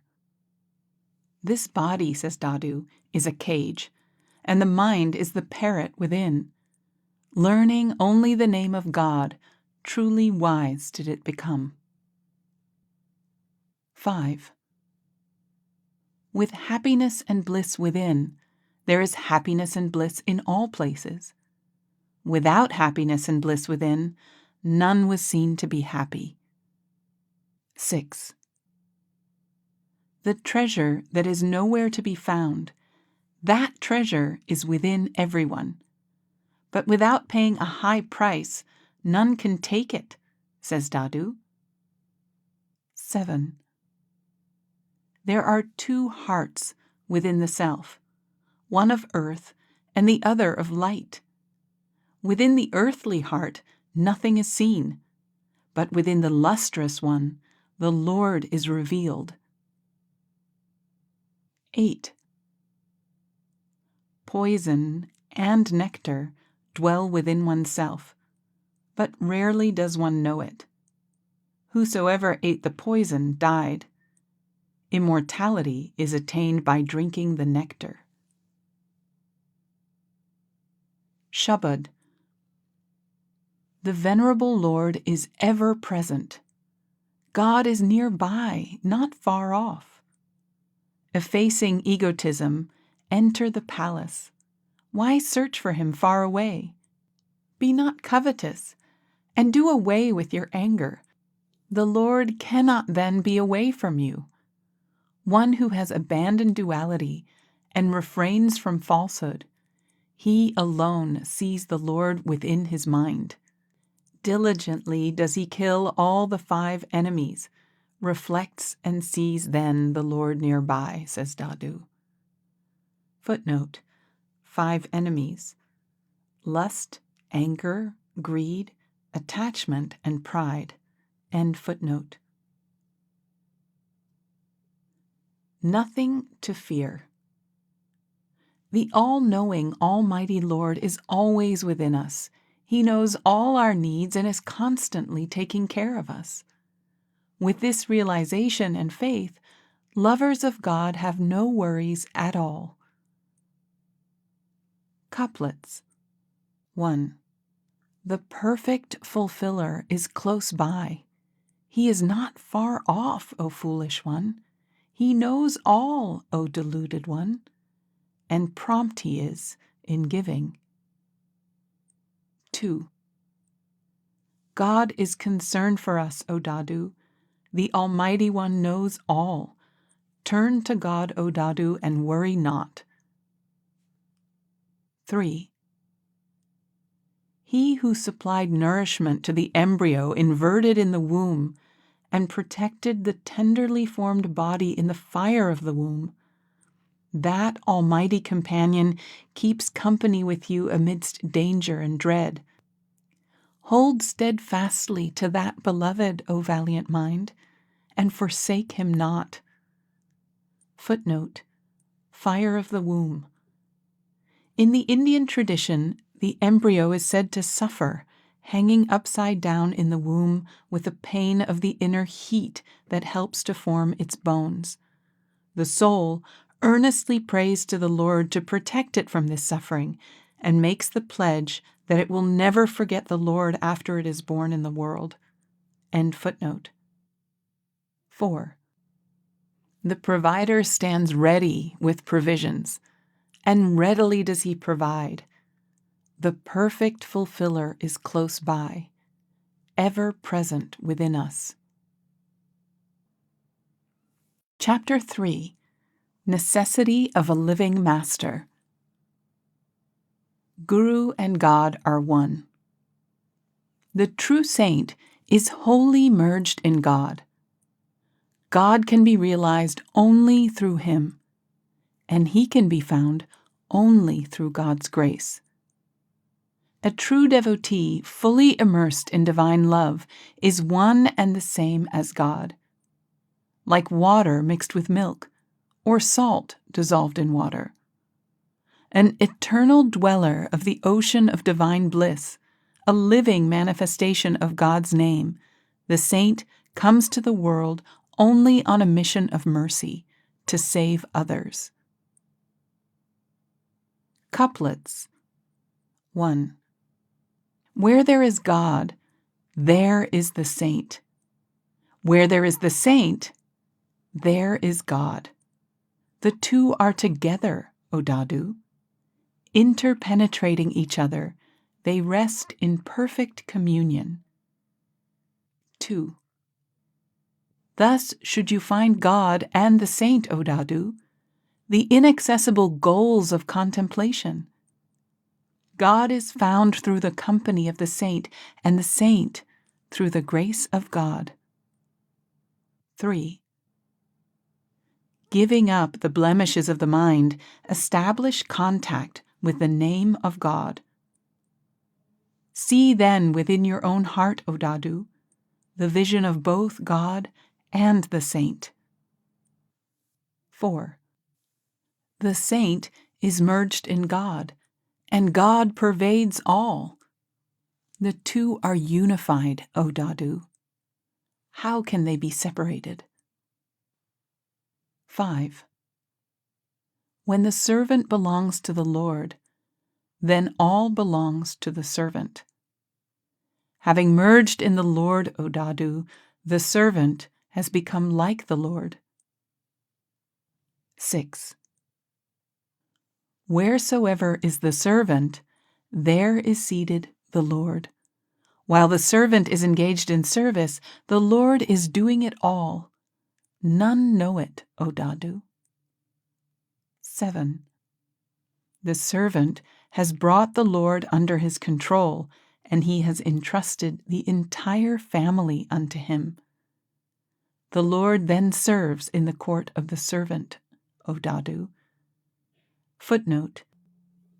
All disciples of the Master constitute his grand family. End footnote. 8. Like the Lord are all features of the servant. The servant, the true saint, is the same as God. O Dadu, he is none other. 9. The saint is the one who has come to this world from that region. Ask him, O Dadu, for information concerning the Lord. 10. The saint alone will come to tell you the message of the true beloved. The self will then be calmed and merged in bliss, O Dadu. 11. The word of the saint is a blissful shower. It cools down the body. The self drinks the divine water within, O Dadu. Footnote. Divine water. In classical mythology, the food of the gods, mystically, the spiritual nourishment that comes from contact with the divine music, which takes the soul to eternity. End footnote. 12. A saint alone distributes the gift of that court, O Dadu. Go where the saint is, and obtain there the divine nectar. 13. Benevolent indeed are all saints who come in this iron age. They drink the divine nectar and serve it to others, with no selfish purpose whatsoever. Shabads. 1. Thus does the Supreme Lord, the glorious Creator Himself, declare, "My devotee and I are not two. We are one in essence. For my sake does He forsake all, including His ego and vanity. Unceasingly does He bear me in His heart and repeat my name. With a veil intervening, He survives not, but dies instantly. Like a fish is He, writhing restlessly when separated from water, and reviving only when put back into it. Like water mixing with milk, like water merging into water, like salt dissolving in water, He is unified, with no duality whatsoever. My devotee and I are not two. I rest in Him. My devotee is like me. Thus does God declare, O Dadu. 2. Saints are the true redeemers. They make one see the Creator face to face. Having themselves crossed the ocean of the world, they take others across. They are the saviors of beings. Dyed in the color of the Supreme Lord, they have the blameless name as their support. Always truthful, disciplined, blissful, and contented, their wisdom and reach know no bounds. In eternal love, in eternal ecstasy, in eternal company with the essential truth, in eternal union, in eternal life, in eternal knowledge and contemplation are they absorbed. Crown jewel of all, bestower of bliss to all, they are rare in this world. They are the swans, the dwellers of the ocean of bliss, who come for the good of others, O Dadu. True worship of God. Since a true saint or Satguru is the very personification of God, devotion to the physical form of the living saint is the true worship of God. All love, devotion, and worship are therefore to be directed to the true Master alone. By receiving the gift of God's name from the true Guru, and by placing one's head at His holy feet within, one crosses the ocean of the world, merges back into the Lord, and rejoices in supreme bliss. Couplets. 1. Full of love and affection, serve the formless with your mind and soul. If you wish to worship the form, the saint is the form of God, O Dadu. 2. Offering food to the body brings repose to the mind. Likewise, anything offered to the saint is received by God Himself, O Dadu. 3. Just as this is the body of the self, the saint is the body of the Lord. Satisfy Him by all means, O Dadu. Within Him dwells the unfathomable. 4. To one in whose heart the Lord dwells, the unceasing word is ever present. To such a true saint I shall be a sacrifice, says Dadu. 5. The true saint, in whose heart the merciful Lord is manifest, who is dear to the Lord, absorbed and intoxicated with the divine nectar, he indeed is my very life. 6. I am the maidservant of that servant with whom the Lord plays. Be a sacrifice unto him by all means, O Dadu, and give up your very life for his sake. 7. How can one find the dust of the holy feet of him, O Dadu, who by means of ceaseless devotion has merged into the formless? Shabads. 1. You are my all in all, O my master. All that is mine is yours. You are my worship. You are my service. You are the offering of the sacred leaf, and you indeed are my God. My yoga and sacrifice are you, and you yourself are the means of holy repetition. Penance, pilgrimage, holy observance, and ablution are you, and you alone are my knowledge and contemplation. The secret of the Vedas and the recitation of the scriptures are you, and you are my very body and life, says Dadu. 2. Place your head on the holy feet of the true Guru and cross the impassable with the repetition of God's name. With ease shall you find the 8 perfections and the 9 treasures, and shall come to the eternal abode of bliss, a home without fear. Devotion and freedom shall you attain, and to paradise shall you go. Also shall you obtain the fruit of the eternal world. The Lord's treasure is full of auspiciousness and the greatest goods of life, and the unsurpassable flame of lustrous light abides there. To such a creator is Dadu dedicated. Footnote: The 8 perfections are the traditionally mentioned paranormal powers. For example, the power to assume extreme subtlety, extreme lightness, extreme heaviness, extensive magnitude, etc. The 9 traditionally mentioned treasures of Kuber, the god of wealth, are the great divine lotus, the holy conch, etc. End footnote. Perfect Living Master. Because the perfect living Master is the manifest form of God, it is only through him that divine grace and fortune can be showered on us.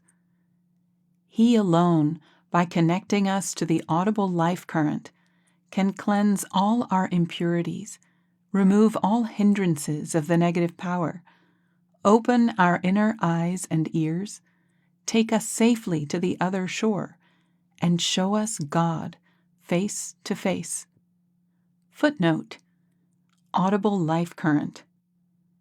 The inner sound, the dynamic power of God that creates and sustains the universe, and the current through which souls return to God. End footnote. The key to the gate of the divine palace is in the hand of the Master. Hence, none can enter without his help. Without his grace and guidance, it is impossible to get rid of the darkness of ignorance, overcome the dangers of the inner path, drink the spiritual nectar, and reach our true home safely. In the court of the Lord, one without a guru is rejected as false, whereas one with a guru is truly glorified. Couplets. 1. Providentially was the Master found, and the blessed food did I receive. On my head did he place his hand, and the inaccessible and the unfathomable did he reveal, says Dadu. 2. The Guru has shown the way to the merciful Lord. Putting key to padlock, he has thrown open all the doors, says Dadu. 3. By using the collyrium, O Dadu, the true Guru has opened all the closed eyes. Lo, the deaf begin to hear with their ears, and the mute speak with their mouths. Footnote: Collyrium. Made of herbs and various substances, collyrium is imputed to have magical properties and is used in the eyes to improve sight. End footnote. 4. If a true master is met, all is set right. Taking one aboard, he goes across to the other shore, O Dadu. 5. He pulls one out of the mouth of Kal and makes the sound reverberate in one's ears. Such a guru have I found, says Dadu, who brings the dead to life. Footnote: spiritually dead, but physically alive. End footnote. 6. When I was drowning in the ocean of the world, the Master came to my rescue. A sailor have I found in the Guru, who has taken me aboard, says Dadu. 7. A mighty Guru indeed have I found, says Dadu, through whom all knowledge is revealed. Like iron touching the philosopher's stone, one enters into the blissful state. 8. The one who arouses the pangs of separation joins the broken wires and restores the self to purity. He alone is my Guru, the holy preceptor, says Dadu. Footnote: broken wires. Joining the broken wires refers to realizing the connection between the soul and God. End footnote. 9. If the true Guru is found, the storehouse of devotion and freedom is found. Then see you with ease the vision of the Lord, says Dadu. 10. One eye sees not the other eye, O Dadu, although little is the distance between them. The Master places the mirror in one's hand, and they see each other and meet within. Footnote: the soul is so close to God, and yet it sees him not. Only through the reflective knowledge provided by a true master does it see the Lord within, and union is achieved. End footnote. 11. The divine gem is within every being, but no one sees it, O Dadu. Find the word of the Satguru, and easily will it be revealed. 12. The disciples are like cows, and the Guru is the cowherd. He protects them at every step. He safeguards them carefully and brings them back to the Lord, says Dadu. 13. Many are the Gurus who are false and blind. They are bound with sensual defilements. If a true Guru is found, says Dadu, then the Creator is seen face to face. 14. Like a worm converted by a mason wasp, one is transformed by the true Guru. He makes one similar to himself and no other. Footnote: mason wasp. There is a legend that a mason wasp first stings a crawling insect, making it unconscious or dead. She then puts it in her nest and hums to it. If the insect hears her sound, it is transformed into a mason wasp, growing wings and flying away with her. End footnote. 15. The tortoise protects its eggs by keeping an eye on them. The curlew bird by the inner thought of its mind. Yet the way one's master protects, none other can, O Dadu. 16. For innumerable disciples, when the true Guru utters a single word, all bolted doors are thrown open, O Dadu, by the master key. 17. The pond is full in all the 10 directions, and yet the bird goes thirsty. Without the grace of the Guru, O Dadu, how can anyone come to drink this water? Footnote: this refers to the all-pervasiveness of God, who remains hidden from the ignorant. It is only through the grace of the true Guru that a disciple can drink the divine nectar. End footnote. 18. Let a lac of moons shine in the house, let a crore of suns be added. Yet without the Guru as God, the darkness cannot be dispelled. Footnote: a lac is literally 100,000, and a crore is 10 million. They denote huge numbers. End footnote. 19. Let many moons rise, and let innumerable suns shine forth. Yet if the name of the Supreme Lord is not there, no light is there, O Dadu. 20. Without the discriminating knowledge generated by the word of the true Guru, the discipline cannot be practiced, and without wisdom and reflection, one simply consumes the poison of the senses, says Dadu. 21. The crusher is going round within each being, and the most fulfilling divine nectar is flowing away.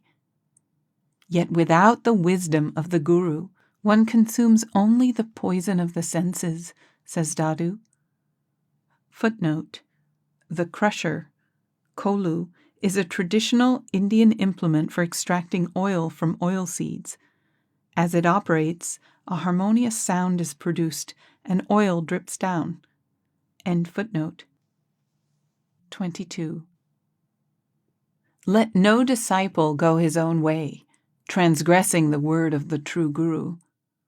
Kal dogs his every footstep and will devour him wherever he goes, says Dadu.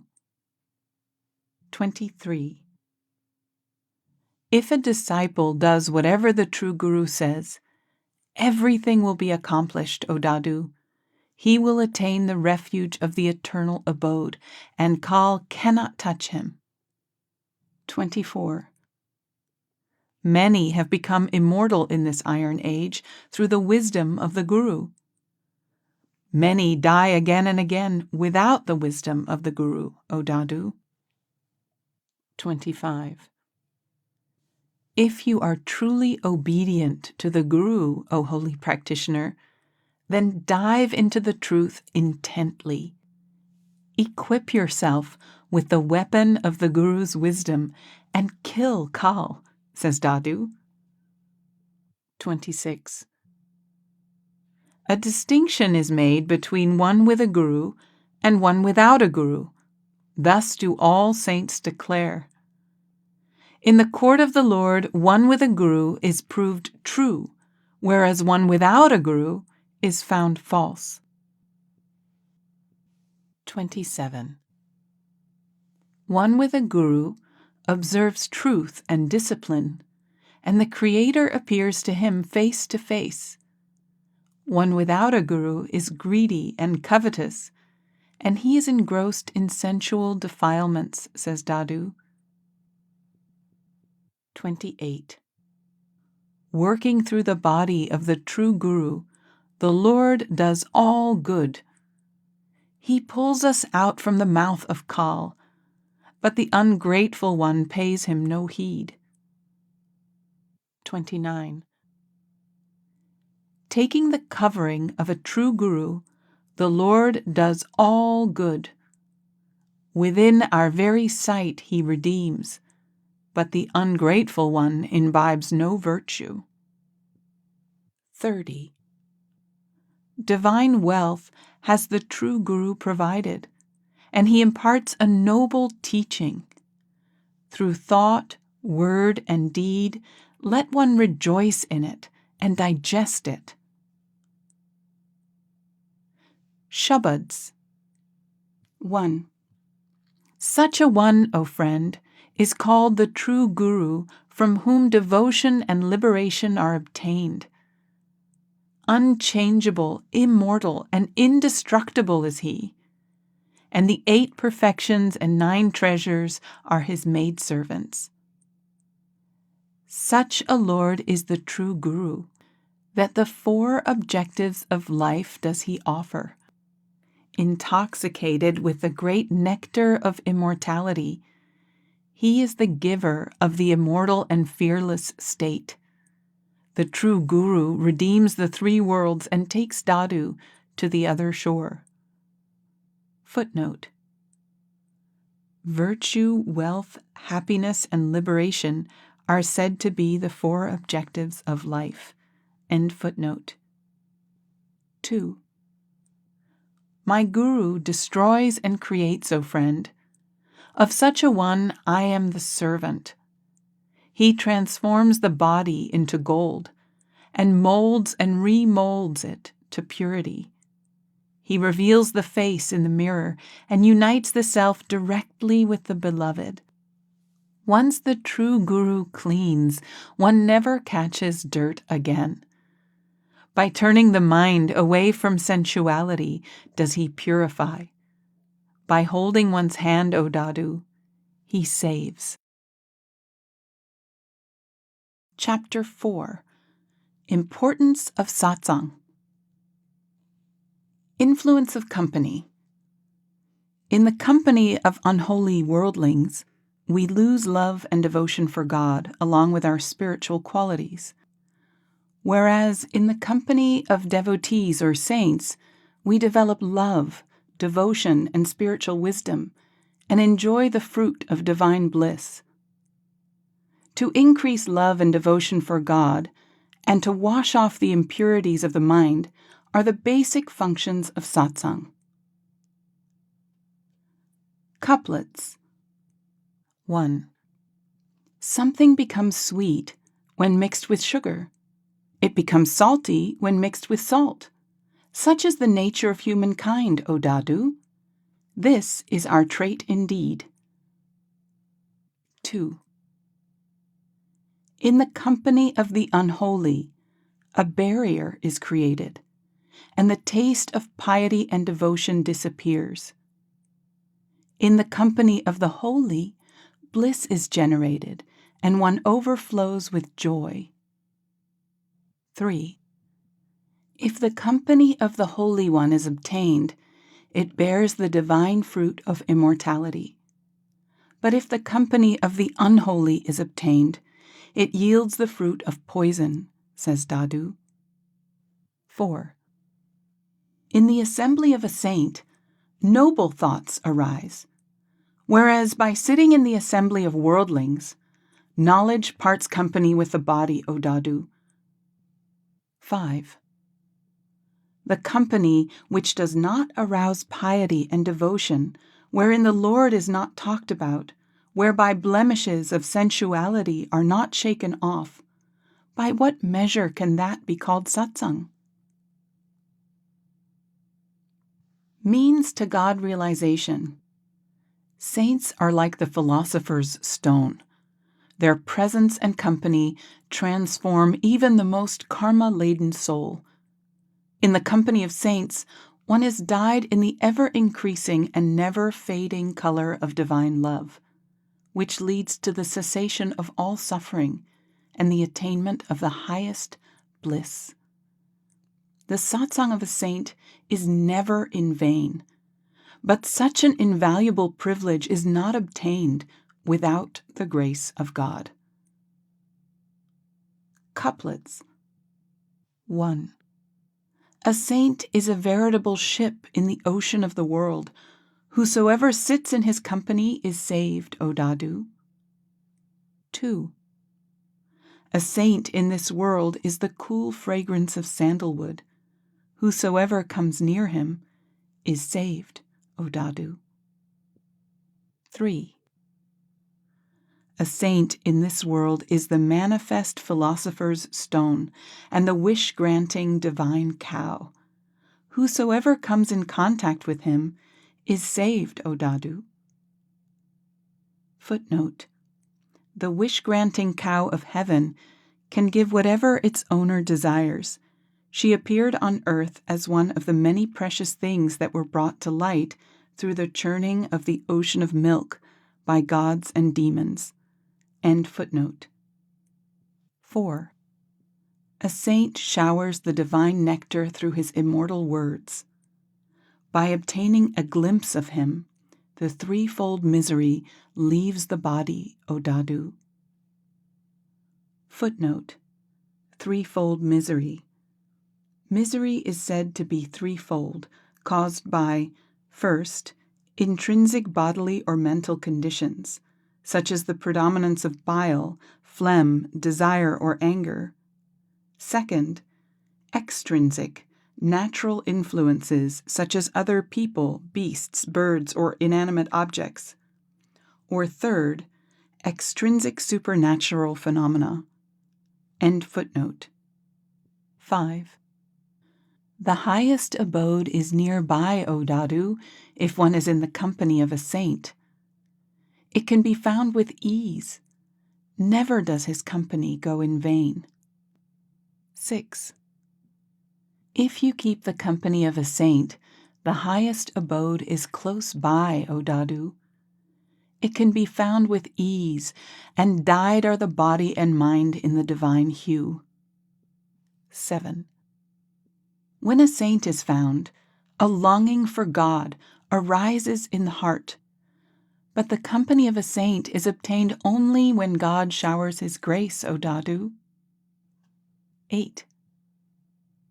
By meeting a saint, one finds God, the source of happiness and bliss. Wherever the saint lives, God permeates through and through, O Dadu. 9. Let one come to meet such a one, who tells the story of God's love, who is absorbed in one-pointed devotion, and who drinks the divine nectar and serves it to others. 10. If you bestow your mercy on me, O Lord, then allow me to see the saint every day, and grant me resolute love and devotion. I beg only this from you. 11. One who is dedicated to the Lord, who has taken refuge in the company of a saint, the efforts of such a one can never be in vain, O Dadu. So do all saints proclaim. 12. Dadu has found the nectar of love in the company of the saint. He has gone round and seen all the world. Nowhere else is this nectar found. 13. The nectar for which great ascetics are dying, for which gods and human beings are pining, that nectar is found with ease in the company of a saint, O Dadu. 14.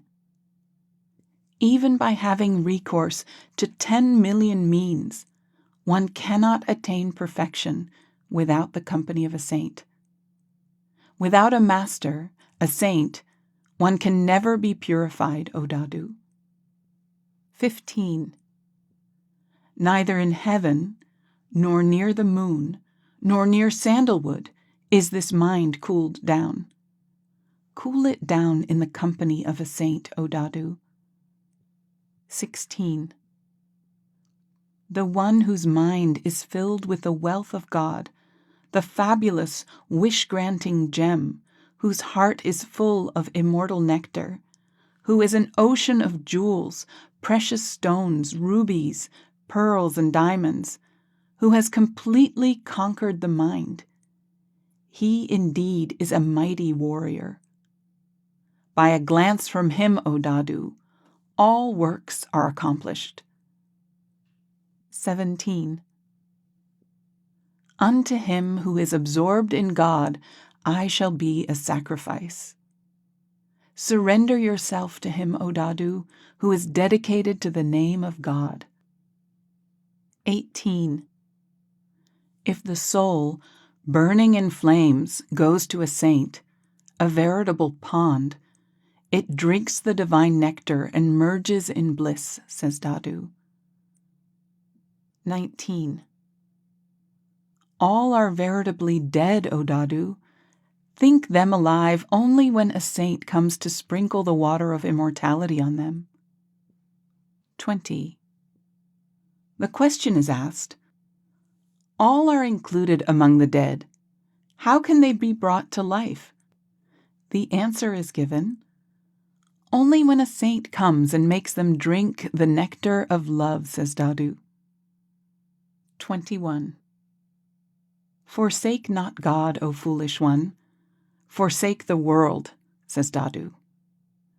Purify yourself in the company of a saint and avoid contact with evil company. 22. Many are lost in evil company, leaving no trace behind. How can they be saved, O Dadu, who have no devotee in their dwelling place? 23. If you are terribly sad in your longing to meet God, then keep resolutely the company of a saint. God is with him alone, O Dadu. 24. From the inaccessible Lord himself, the saint has obtained such a right, O Dadu, that he can transform and purify the bodies and minds of the 84 lack forms of life. 25. The one who converts poison into nectar and fire into water, who can transform evil into good, he indeed is a wise saint. 26. As long as you live, take refuge, O Dadu, in holy repetition and the company of a saint. Without the saint and God, all else is transgression, O Dadu. Shabad. Go to the immortal grove, O mind, where the saint of the highest purity dwells.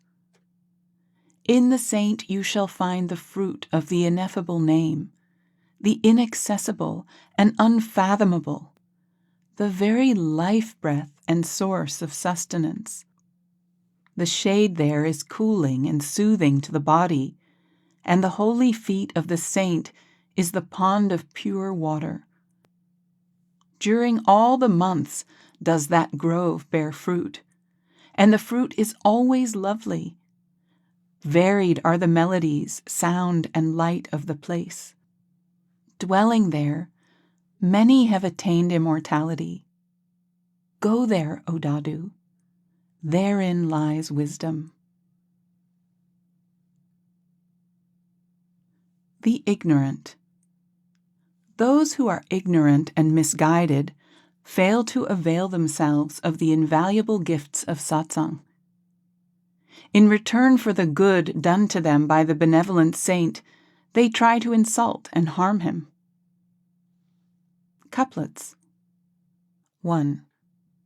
The true Guru is sandalwood of the highest quality. Snakes cling to it, and yet forsake not their poison. What good can Satsang do to such a one? Asks Dadu. 2. If you keep a worm of hell amidst sandalwood, it will return to hell, O Dadu. It takes no delight in the sandalwood. 3. Though iron may be in the proximity of the philosopher's stone for 10 million years, yet it will never be transformed, O Dadu, if an obstruction of a hair's breadth is there. 4. Likewise, let both the self and God be together for 10 million years. Yet union will never be achieved, O Dadu, if karmic impressions are lying within. 5. Seeing the mouse burning in fire, the merciful swan carries it to Mansarovar, but the evil one tries to cut its wings on the way. Footnote. This alludes to the story of a swan who, out of compassion, tried to save a mouse burning in a fire. The swan picked up the mouse and, putting it on its back, flew over the sea to take the mouse to a place of safety. But the wicked mouse, with its habit of cutting anything, cut the wings of the swan, which made both of them fall down and drown in the sea. Here the swan takes the soul to Mansarovar, a lake in the inner regions. When the soul bathes in this lake, it washes itself clean of all the gross coverings of mind, matter, karmas, etc., and begins its transformation into pure soul. End footnote. 6. People are all like snakes fallen in a well, and the saint comes to pull them out. But the venomous snakes try to bite him and infect him with their venom, O Dadu. 7. The Lord is doing all good by providing the company of a true guru. From ruination does he protect, O Dadu, but the ungrateful one changes not his nature. Chapter 5. Devotion to the Name. Supremacy of the word or name. The word or name itself is God. It is the source of all. It sustains all, and to it alone will all ultimately return. It is therefore called the crown jewel of all attainments. It manifests itself as the unstruck inner music, and those who are attuned to it are carried with it to its source, which is our true home, the abode of the Supreme Lord. Couplets. 1. All are bound by the word. The word abides in all. All arise from the word, and in the word do all merge back, says Dadu. 2. From the word is found truth. From the word is found contentment. By the word is one stabilized, and by the word is suffering removed, says Dadu. 3. Through the word does one attain subtlety. Through the word does one enter the state of bliss. Through the word alone one merges in the Lord without attributes. And through the word does one attain knowledge sublime, says Dadu. 4. The word alone created all. It is indeed almighty. Successive creation is done by one who lacks in power. Footnote. This was the reply of Dadu Dayal in response to the question of the Emperor Akbar as to whether earth, water, air, man or woman was created first. The reply means that God created the whole universe with one word, whereas human beings are limited and construct in successive stages. End footnote. 5. Search for the beloved where glory is sung without tongue, and you shall find him, O Dadu. There does the primeval being, the indescribable, dwell ever immersed in bliss. 6. That from which the wave of knowledge arises, that from which the sound emanates, that from which spiritual insight emerges, in the word alone does that source abide. 7. The realm where the unstruck music is sounded, where the world of immortal abode remains, where the lustrous form shines forth, that realm a true slave of the Lord alone beholds. 8. The artistic creator is playing the instruments in perfect harmony. Melody is the essence of the five, and through the soul is the melody expressed, O Dadu. Footnote. The five elements in the body, earth, water, fire, air, and ether. End footnote. 9. The 5 elements are produced by the word, and the word is expressed through the 5. My Lord has done it all. Rarely does someone realize it. 10. The name alone is venerable. Poor in comparison are the three worlds. How can anyone behold it? Up above all the world stands the banner of the name. Thus does Dadu behold it. 11. All treasures accompany the name of God. When the name, the wish-granting gem, dwells within your heart, then all treasures are in your hand. 12. Whether in the world below or heaven above, the True One repeats only the name. The name is at the top of the entire universe, and in all regions does it dwell. Shabad. The name and name alone is the crown jewel of all. Unto it alone I am a sacrifice. It is the name alone which takes one across the impassable and carries one to the other shore. It alone saves one from hell.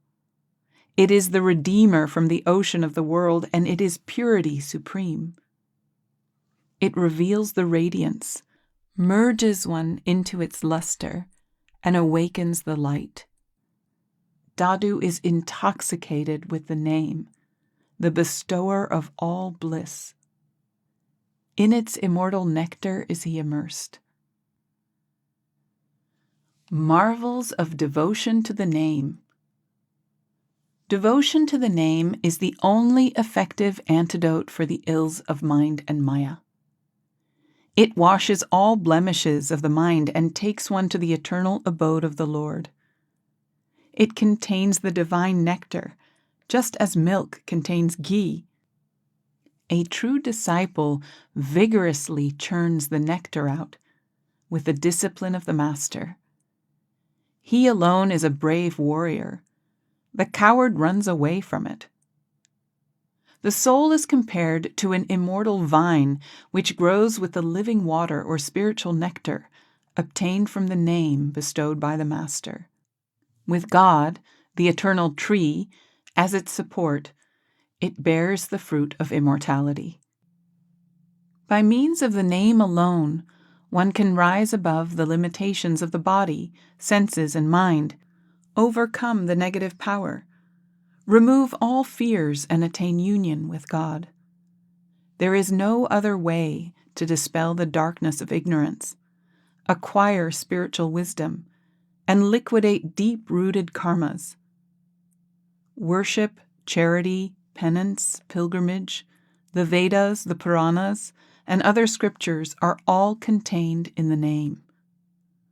Only the rare, fortunate ones, with the grace of God, find a perfect master, receive the name, and rejoice eternally in its immortal bliss. Couplets. 1. The knowledge of the sound current imparted by the Guru merges one easily into truth. It carries me to the abode of my beloved, says Dadu. 2. By enabling mortals to hear the sound, the Master can awaken them at his will. He may, at his pleasure, speak within them and merge them in his own form. 3. All is seen intact outside, but the inside is smashed. The Master has shot the arrow of the Word. Now the mind cannot go far from the Lord. 4.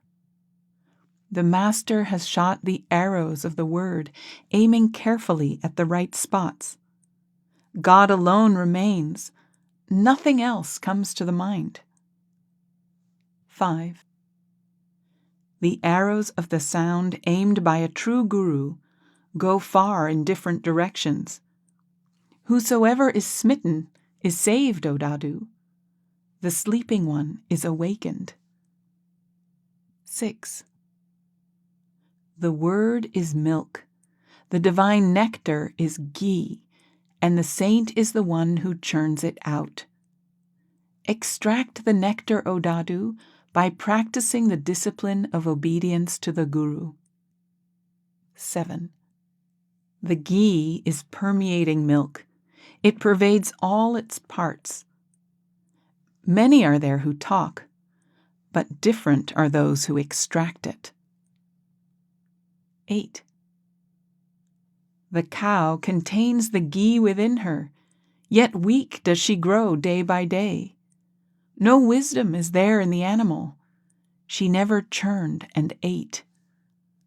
Footnote: the immortalizing divine nectar is contained within all, yet the ignorant, knowing not how to manifest and take advantage of it, are constantly assailed by suffering and remain spiritually weak. Only through spiritual practice in obedience to the Master can this nectar be extracted and the bliss of immortality be realized. End footnote. 9. A truly mighty Guru have I found. The essential secret has he revealed.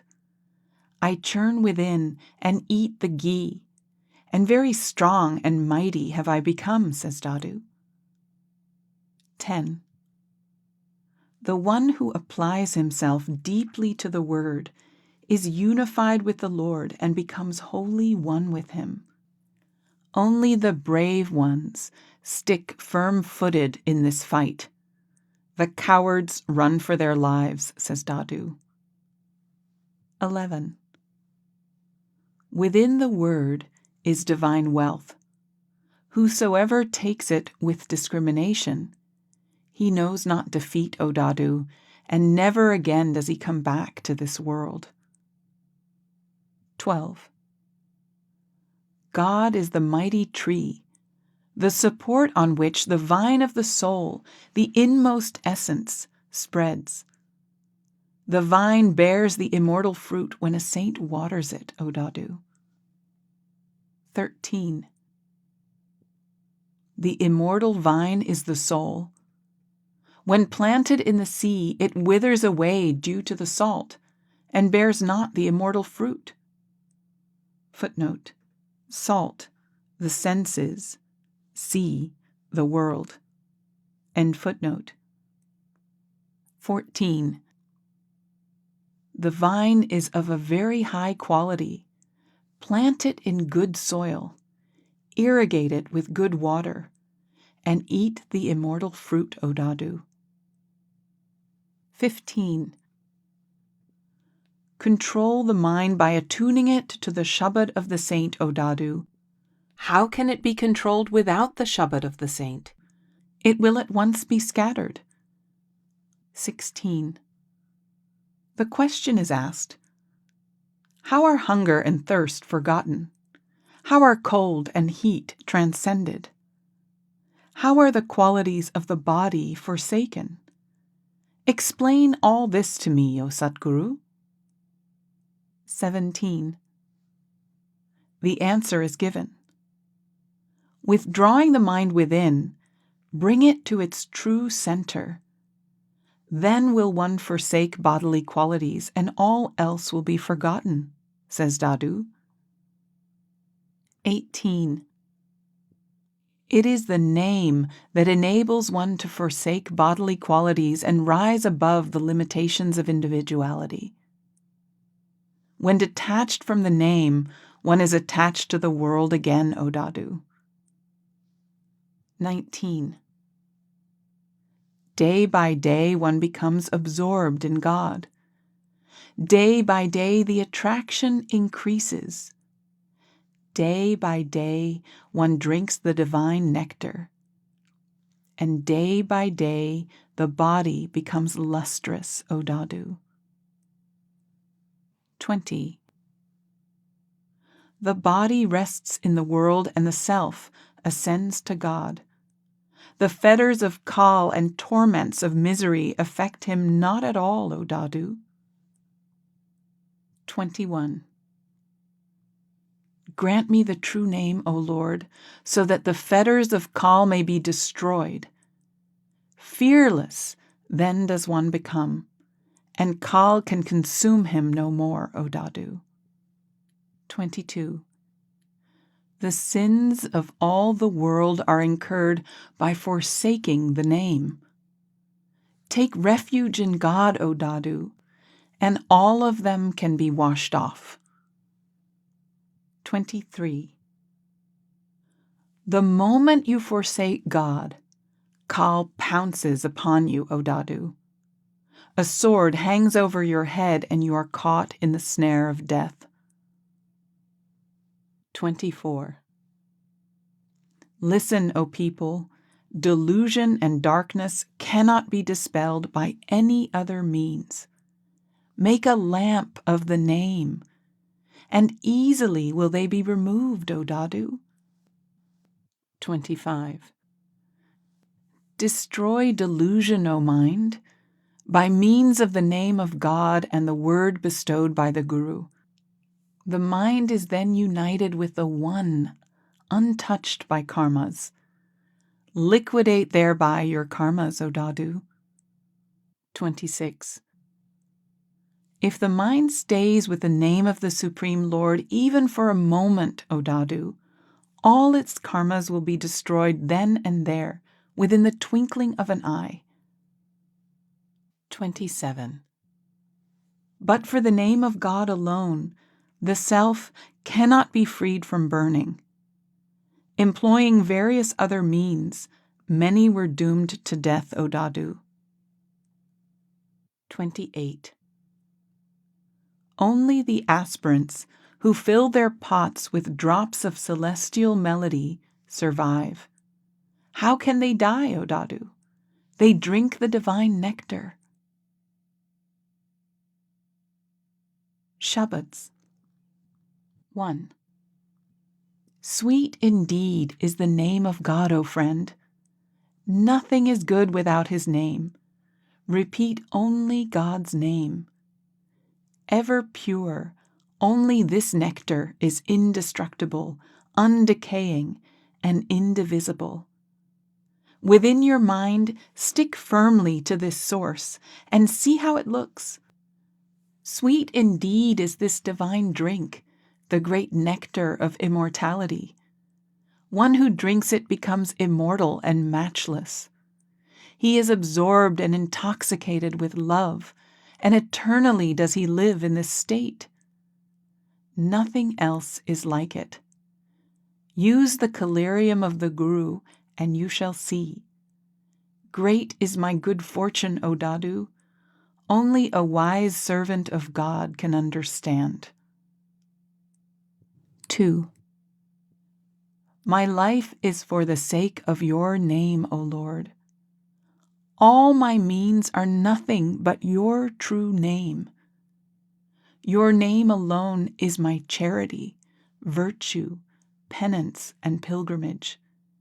And this alone is my service and worship. Such indeed is my vow. My Vedas and holy scriptures, as well as purity and discipline, are your name alone. This alone is my knowledge and contemplation. There is nothing else. By the name alone do I control lust and anger and transcend bodily limitations. Say it openly, concealed or revealed, God is my all. Eternally redeemed and Redeemer of all is your name. You alone are my support. Dadu has merged with it in perfect unison. By holding to the name, he has crossed the ocean of the world. Repetition of the holy names. The repetition of the holy names is the truest spiritual technique.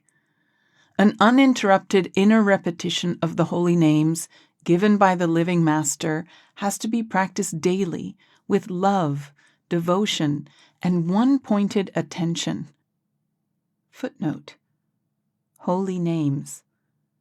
The name functions at two levels. At a human level, as the holy words granted by a true living master, which are repeated to focus the attention, and at God's level, as the divine melody called Shabad, experienced as soul consciousness.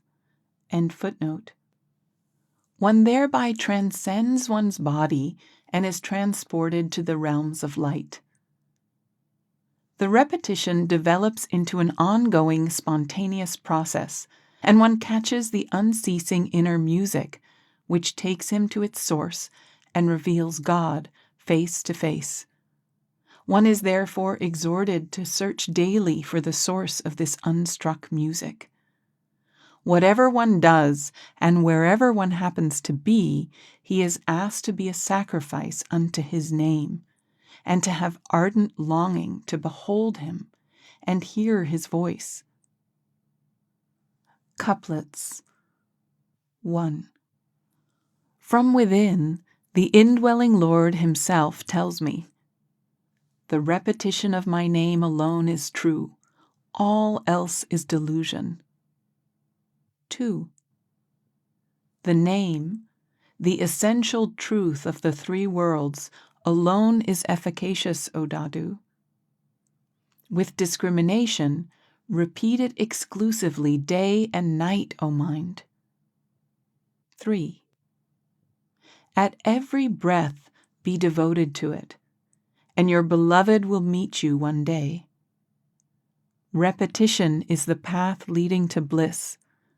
Thus has the Master explained. 4. Be dedicated to God every moment, even if you are to lose your life. No other way is there to support the self. 5. Who is that ill-fated one preaching some other means? Without the name, tell me, where can one find a foothold? Asks Dadu. 6. Let not the name be separated for a moment from your innermost heart, O Dadu. Millions of sinners have been purified only by repeating God's name. 7. Be dedicated to God while the body is in good condition, else later on, when the body and mind are worn out, you shall repent, says Dadu. 8. The whole world is full of poison. Rarely is anyone free from it, O Dadu. He alone will be free from poison who is steeped in the name of the Supreme Lord. 9. Repeat the name with pangs of separation, and sing its glory with love and devotion. Fix your mind in repetition with joy and dedication, O Dadu. 10. Speaking or listening, giving or taking, eating or drinking, repeat the name of God at all times, O Dadu. Thus shall the self rest in the inner lotus. 11. After reading all the Vedas and the Holy Scriptures, the name alone is shown to be the final truth. Everything is contained within it. Why should you be lost in lengthy, extraneous works? 12. The learned ones were exhausted by reading. None could find the goal. So were the sages exhausted by recitation. The name alone is the support, O Dadu. 13. Be not unmindful, O Dadu. Fix your mind on consciousness. Search daily for the source from where the unstruck music arises. 14. Repeat within yourself the name of the imperceptible one in such a way that God echoes forth from every pore of your being. Dissolve yourself completely as salt in water. That is called the true repetition of the name. 15. The soul leaves the body and reaches the reservoir of light. It merges into this light as water merges into water. 16. On contacting the beloved, the body is transformed into spirit. The body and mind assume one form. That alone is called true repetition, O Dadu. 17. Dissolve the body and mind in the way that ghee is dissolved by the heat of the sun. Then offer salutation in the inner lotus of the self, where God is manifest, O Dadu. 18. When the whole being is engaged in repeating the name, that indeed is called repetition. The self then blossoms forth within, and the Lord reveals himself, O Dadu. 19. God echoes forth from every pore within. Then no repetition is done with the mouth. Automatic repetition goes on within the mind, O Dadu. 20. Unstruck music have I heard in my whole body, says Dadu. God echoes forth from my whole being, and my mind is easily stilled. 21. Convert your entire being into mouth and tongue, and repeat the name of God. You shall drink the divine nectar, O Dadu, in the inaccessible and imperceptible realm. Footnote. Mouth and tongue of the mind. It is a mental and spiritual process. End footnote. Shabads. 1. The one who is merged in the Word, who is pierced by the arrows of the Master's instructions, who is absorbed with the One alone. Only that person is set right on the path. So intensely is he smitten that he is oblivious of his body and mind. Anchored in the source of the self, he is virtually dead while living. Never does his mind forsake consciousness, the nectar exceedingly sweet. Holding firm to the word of the Blameless One, he beholds the Lord.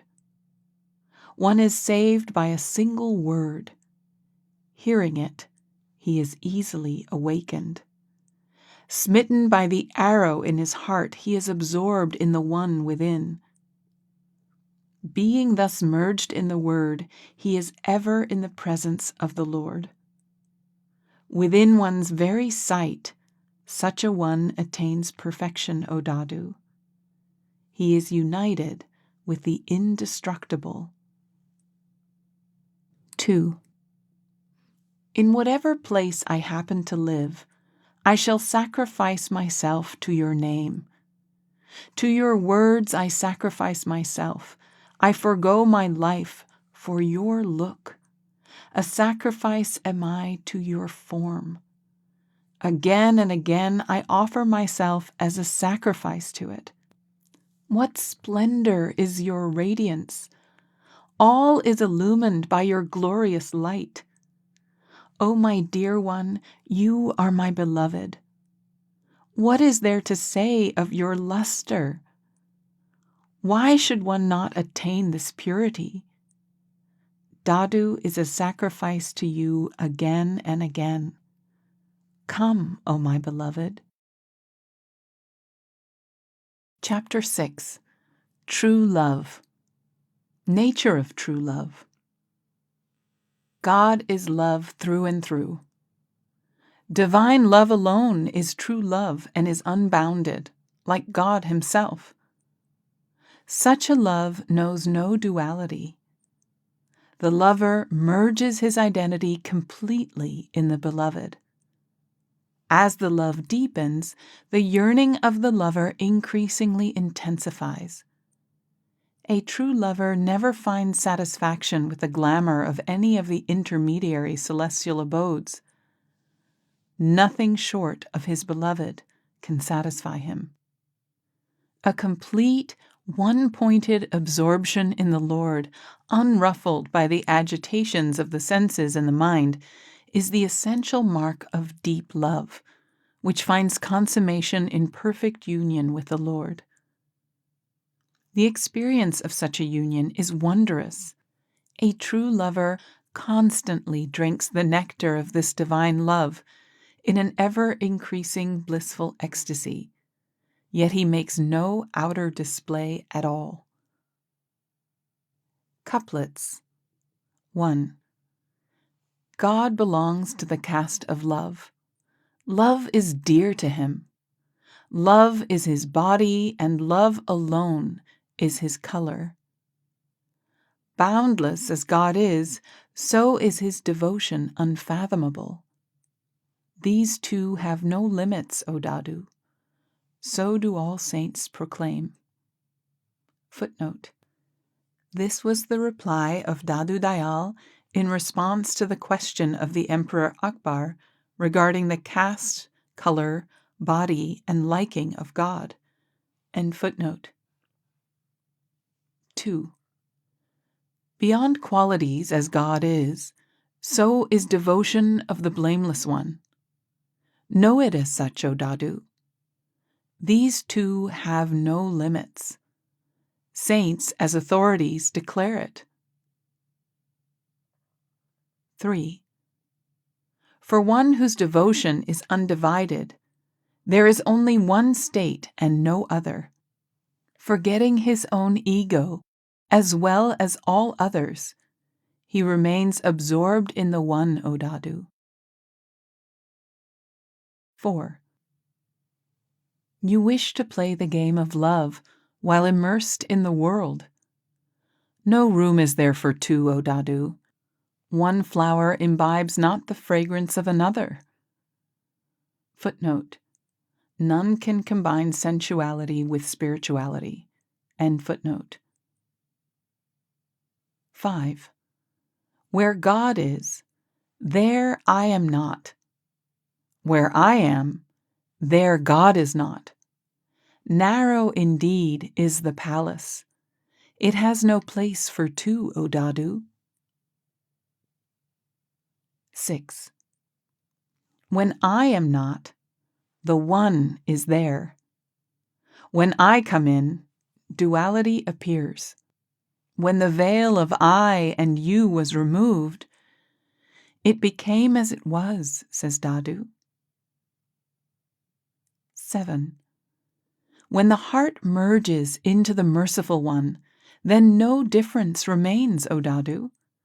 Like ice dissolved in water, the lover of God is merged in God. 8. With his mind fixed on God, never does he give up the repetition of God's name. Let millions of glamorous scenes appear before him. He stops not midway. 9. When the mind becomes virtually dead, the senses have no strength to agitate, and all qualities of the body are forsaken. Then is one's attention fixed on the Blameless One. 10. When, throughout the beginning, middle, and end, the attention flows in perfect unison, the string breaks not, and the one alone remains. Know only then that one is awakened, O Dadu. 11. When in thought, word, and deed, the one alone abides within, God then is manifest to such a one. All else is empty talk, O Dadu. 12. The lover drinks the cup of light within the inner sky. He sees the face of God at all times and lives thereby, O Dadu. 13. Drinking the divine nectar, never does he develop a distaste for it. As he drinks, his thirst arises ever anew. Such a one alone is a true drinker, O Dadu. 14. As he continues to drink the divine nectar, his thirst increases all the more. Such a servant is rare, O Dadu. 15. On the one hand, there are lovers of the Lord who annihilate their ego and transcend the body. On the other, the nominal saints of the world engaged in maintaining their bodies, resort merely to empty talk. 16. If there is no upsurge of agony inside, and one calls out for God only on the outside, then how can one obtain the vision of the Lord, O Dadu? 17. Let one writhe within one's mind. Let one cry within. Let there be bitter lamentation within one's mind. Yet let there be no expression outside, O Dadu. 18. Why should you make a display by speaking out, O Dadu? The Lord knows all. Why should you speak overtly? Have some sense, O wise one. 19. He alone is a true servant who assimilates all the nectar that he drinks. No display does he make of the profound secret, O Dadu. Requirements of true love. The essential requirement of true love is the readiness to sacrifice one's all, including one's head, the ego. A true lover, therefore, has to learn the art of dying while living. True love seeks nothing in return. It is the art of selfless surrender and unconditional obedience to the will of the beloved. The lover is a complete slave of his beloved, a beggar at his door. No insult can drive him away from the door of the beloved. Realizing the utter insignificance of his love and service in relation to the unsurpassed glory and grace of the beloved, he is truly humble. He has no desire for heaven or for any of the terrestrial or celestial treasures. He wants his beloved and his beloved alone. Couplets. 1. One's head is truly at stake in this game, which only saints can play. The one who accepts death, he alone can repeat God's name, O Dadu. 2. If I had 100,000 heads, I would have sacrificed all the 100,000. But the Lord has given me only one head, and that alone your bride offers. 3. No coward can stand here. It is the battlefield of a warrior who offers God his body and mind along with his head, O Dadu. 4. Only he can repeat God's name who dies while living. If you search, hardly such a one among 10 million is to be found, O Dadu. 5. Says Dadu, I beseech you, shrink not in fear. Have confidence in God. Not a hair will be destroyed. 6. If the body and mind are offered in the service of the Merciful One, their purpose is well fulfilled. In offering his to him, why should the mind have any anxiety, O Dadu? 7. If one's head is offered to God, that head has fulfilled its purpose. By returning his to him, you are freed from the debt, O Dadu. 8. If you are thirsty for love, what hope is there for life? By staking one's head, one obtains love. Only then does a servant drink his fill, O Dadu. 9. So long as the heart is pierced not by the arrow of love and endearment, how can you obtain the beloved? It is not a juggler's game, O Dadu. 10. Let one reduce oneself to dust while living. Then will the Lord reveal himself. Let one die before death, O Dadu. All die later on. 11.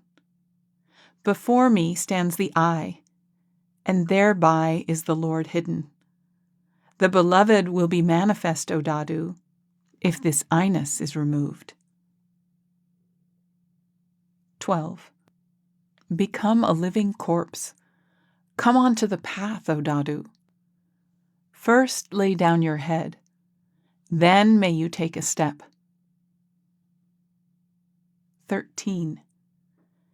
Difficult indeed is the path, O Dadu. None walks here alive. Only that person can walk who is dead while living. Footnote. Dead means someone who has withdrawn his consciousness from the body up to the eye center, where he is fully conscious. End footnote. 14. Only he who is dead can tread the path leading to the blameless one. He alone can meet the beloved and can cross the impassable ghat, says Dadu. Footnote. In this context, the Marathi word ghat refers to a difficult pass over a mountain. End footnote. 15. Having rendered service to you, the servant feels that nothing was accomplished by him. How to worship you as you are, none ever knows, says Dadu. 16. Let one in obedience stand and sit, come and go. In obedience, let him give and take, dress and eat. 17. The devoted wife remains within her house and serves the husband.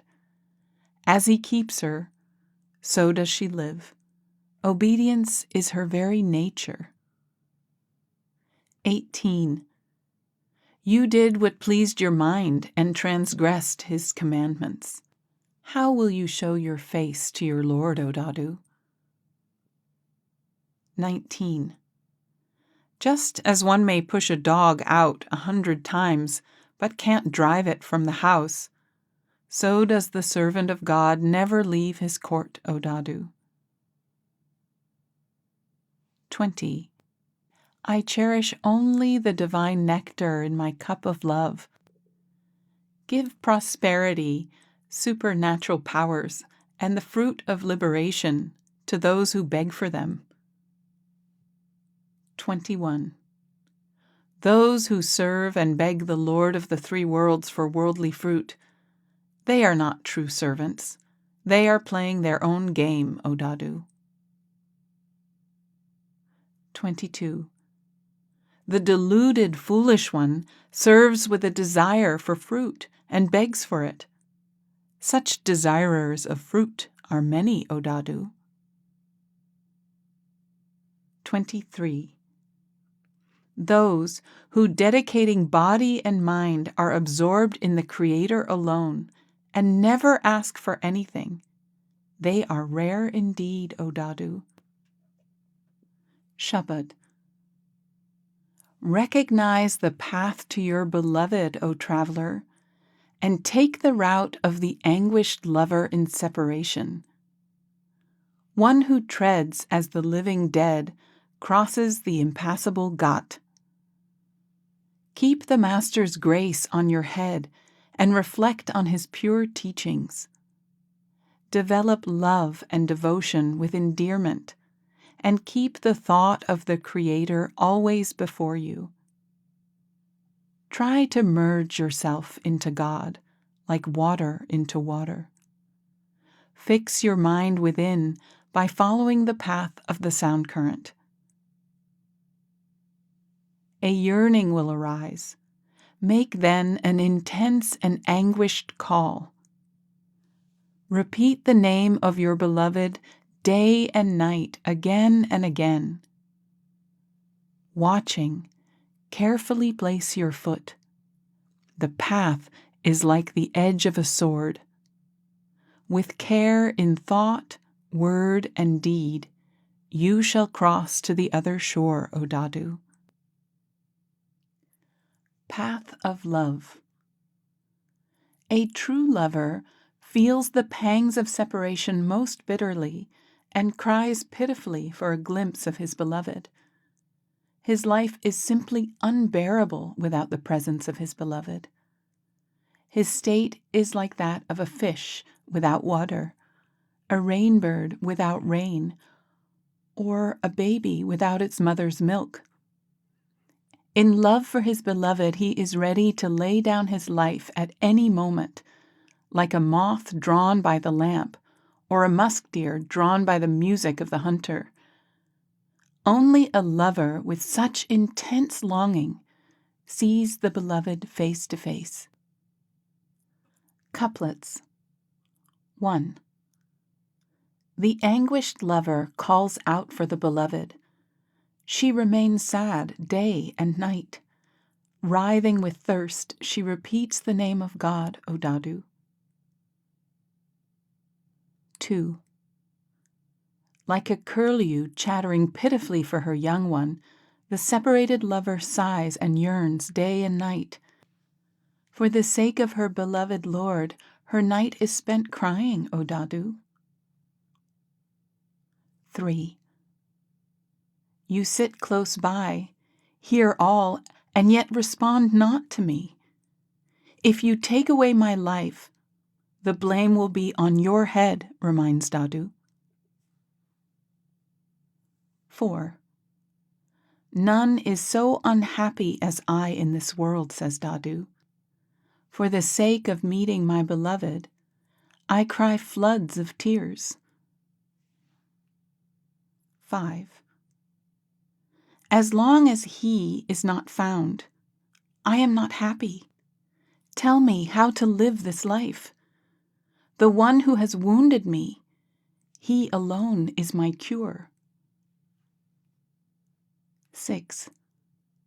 As long as the attention is not withdrawn and the mind is not made motionless, the beloved touches me not. This is great torture to me, says Dadu. 7. Just as the heart of the rainbird is set on the rain, just as the fish cannot live without water, just as the moonbird looks one-pointedly at the moon, so is Dadu attached to God. 8. Just as the bee is greedy for fragrance, just as the musk deer is captivated by melody, just as the moth is attracted by the flame of the lamp, like unto them the mind of Dadu is attached to God. 9. My heart is afflicted with pain, says Dadu. This pain of heart never leaves me. For your vision do I suffer. Reveal yourself, O merciful Lord. 10. Dadu is a beggar, a pauper. Grant your vision, O merciful Lord. You are the giver, the destroyer of misery. Please take care of me. 11. The yearning for your vision afflicts me day and night. Torment no more this poor one. Reveal yourself to me, O Lord. 12. Whatever you have given me, take back all of it, says Dadu. My mind cannot rest in peace without you. Reveal yourself, O Lord. 13. I ask for nothing else. Give me only your vision. You are my beloved. Let me gaze at you unblinkingly for as long as you are, says Dadu. 14. Irresistible and limitless is my longing for your vision, says Dadu. I know not when I shall meet my beloved. 15. What shall you gain by putting me through such an ordeal? Your own praise as the merciful one and destroyer of misery will be lost. You shall repent later, so reveal yourself at once, O Lord. 16. The one in whose heart the love of God dwells, he is devoid of flesh or blood. He has no peace of heart. He sobs with every breath, O Dadu. 17. Your separated lover is writhing in pain, says Dadu. He is sobbing for the sake of his beloved. Appear, O my lord. 18. The one in whose heart the pang of separation from God dwells, that one knows no sleep. The separated bride writhes. The agony keeps her awake, O Dadu. 19. All others sleep soundly. Dadu is the wounded one. He is in pain. He keeps awake and cries. 20. Endearment cannot arise without the pang of separation. How then can love and devotion emerge? One may try in 10 million ways, but without inner earnestness, all are false, O Dadu. 21. One smitten by the pang of separation cannot survive without seeing the Lord. One survives only so long as one knows not the pang of separation, O Dadu. 22. With thirst for the nectar in every hair of his body, Dadu calls out, From the gathered divine clouds let your nectar pour forth, O my Creator. 23. The torturing pang of separation came and took me where God, the inaccessible and imperceptible, dwells. How can anyone go there without the pang of separation, O Dadu? 24. The pang of separation, the anguished call, the writhing and crying, all are there in the name of the Lord. When they are there, his vision is obtained, O Dadu. Shabads. 1.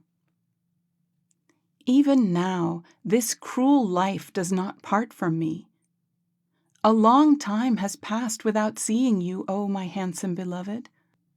The 4 watches of night have passed like 4 eons. Thus was the night spent till dawn. The promised time has passed, and yet he came not. Why is the thief of my heart delayed? My eyes have never seen you. They are looking intently your way.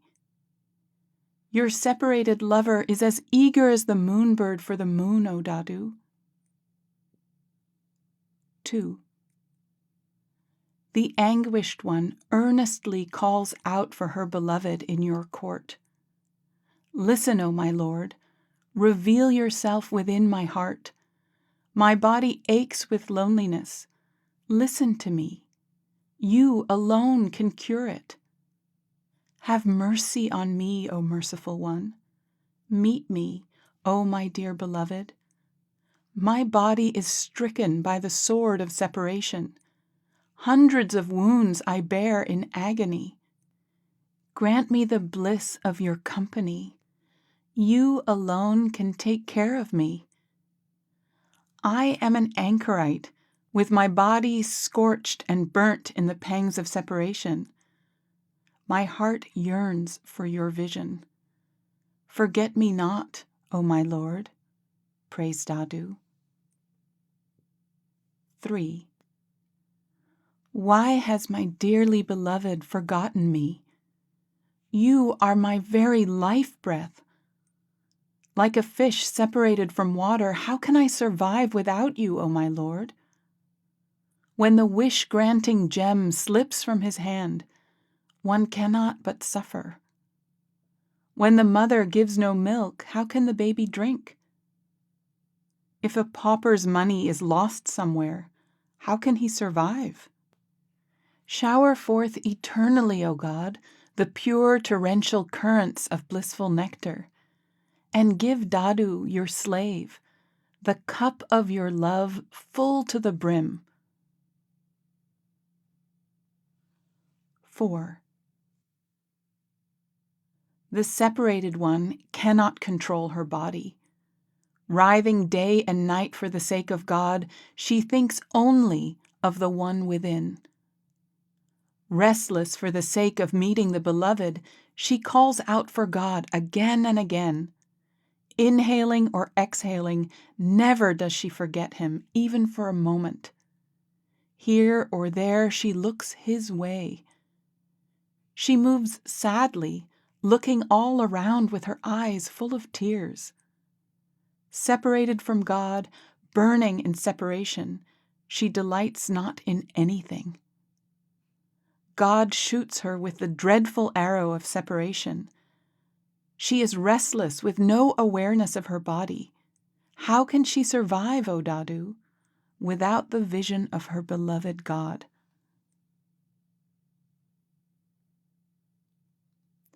Results of true love. The nectar of love brings eternal life to one who is prepared to die. One who faces the agony of love enjoys blissful union with the beloved. In fact, the very roles of lover and beloved are reversed in the process of the love game, and God himself becomes the lover of his devotee. With God as the ever-accompanying protector, the devotee fears no one, and he becomes master of all spiritual wisdom and bliss. Just a tiny spark of divine love is enough to burn up all obstacles, and with the veil completely consumed by the fire of love, the lover sees God face to face. Couplets. 1. Dadu is thirsty for love, O Lord. Give me a drink. Filling the cup, give it to me in person and bring the dead to life. 2.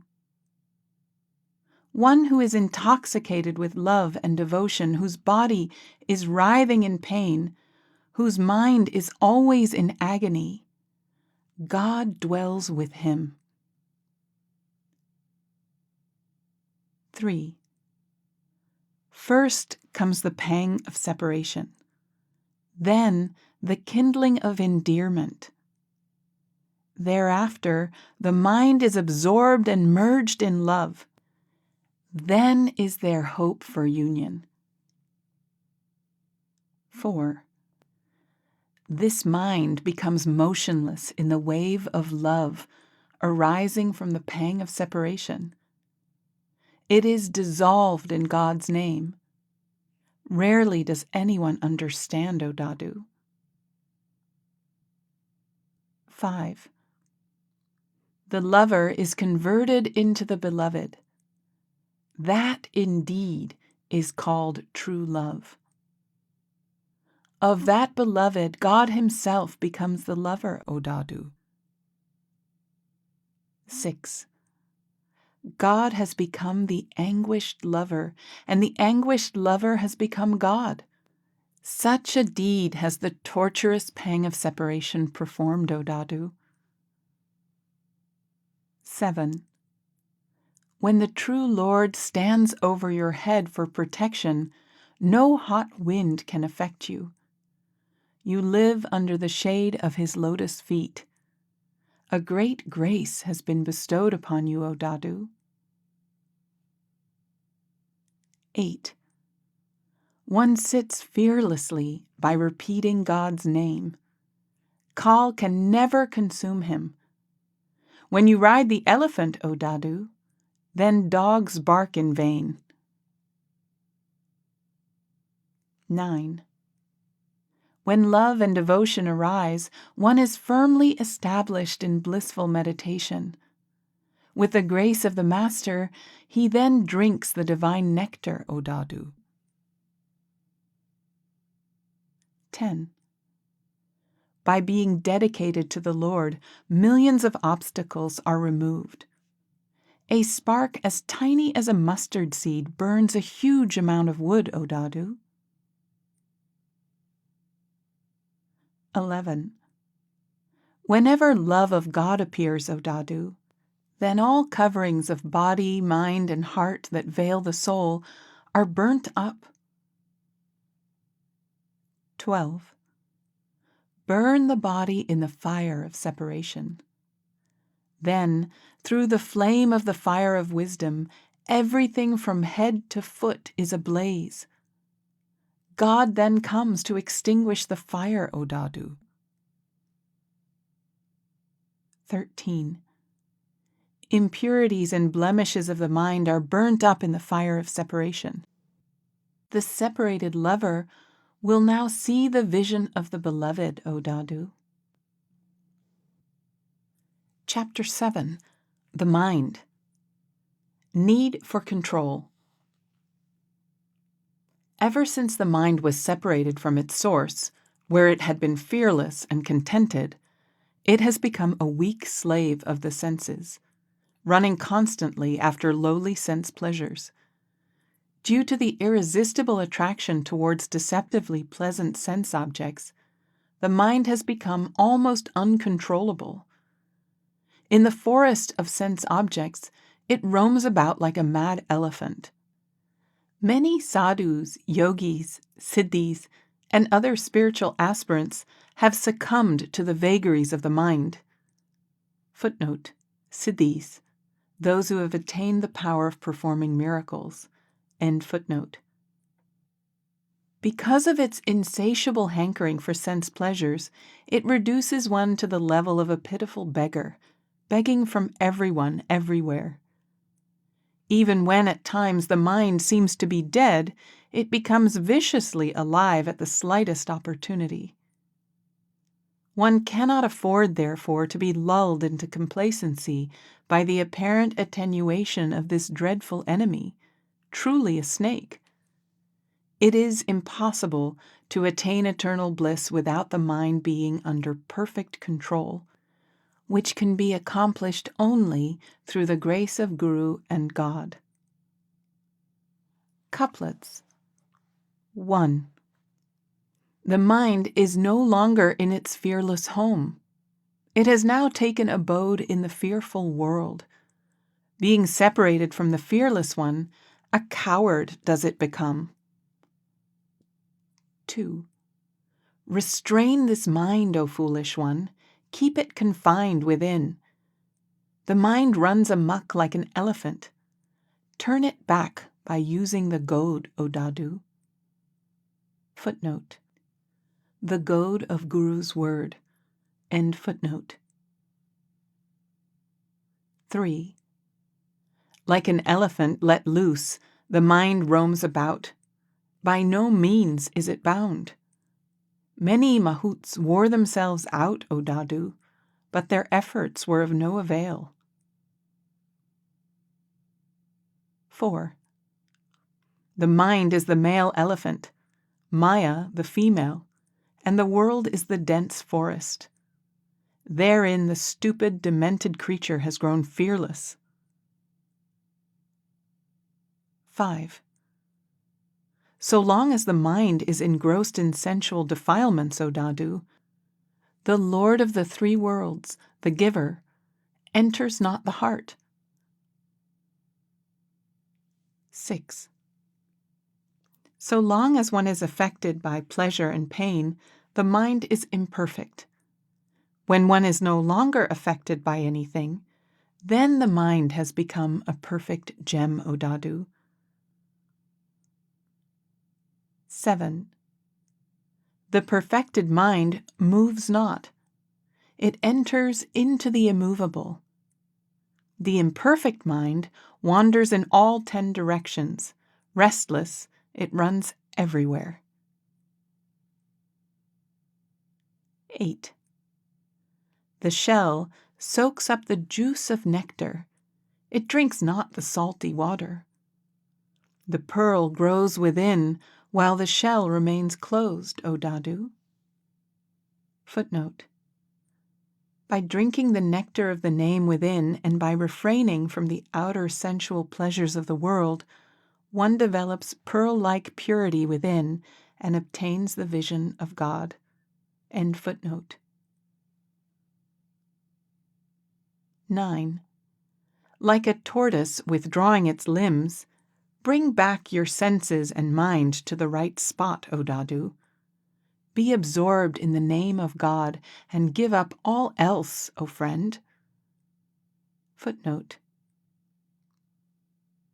The right spot, the eye center, the point between the two eyebrows. End footnote. 10. The senses have blinded the mind by stirring waves of desires within.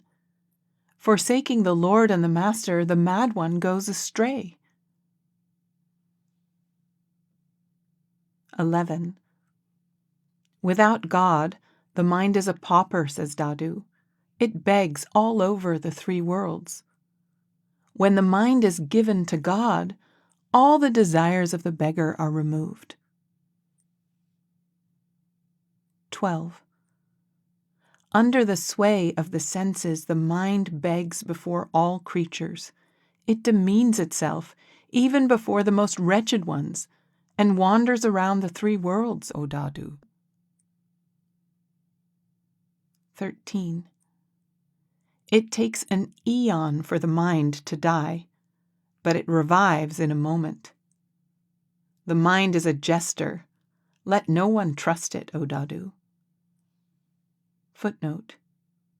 The jester says many things, but does nothing. He is always joking and never serious. Likewise, the mind makes many a resolve, but keeps not one. End footnote. 14. This mind is like a frog, O Dadu. With water it revives at once. It is capricious indeed. Let no one have faith in it. Footnote. Water of sensuality. End footnote. 15. Like a snake in a basket, it remains coiled within. But when let out, it uncoils its body. With the blowing of the wind, mighty does it become. Deadly indeed is this black serpent. Footnote. Wind of desire. End footnote. 16. The snake-like mind is full of poison. Never does it become poisonless. Dadu has found a snake charmer in his guru. He alone has made it poisonless. 17. This mind has vanquished the recluses. It has vanquished the chieftains. The holy aspirants has it vanquished, also the high priests. 18. Great ascetics have fallen under the onslaught of this mind. Gods and human beings have been ruined.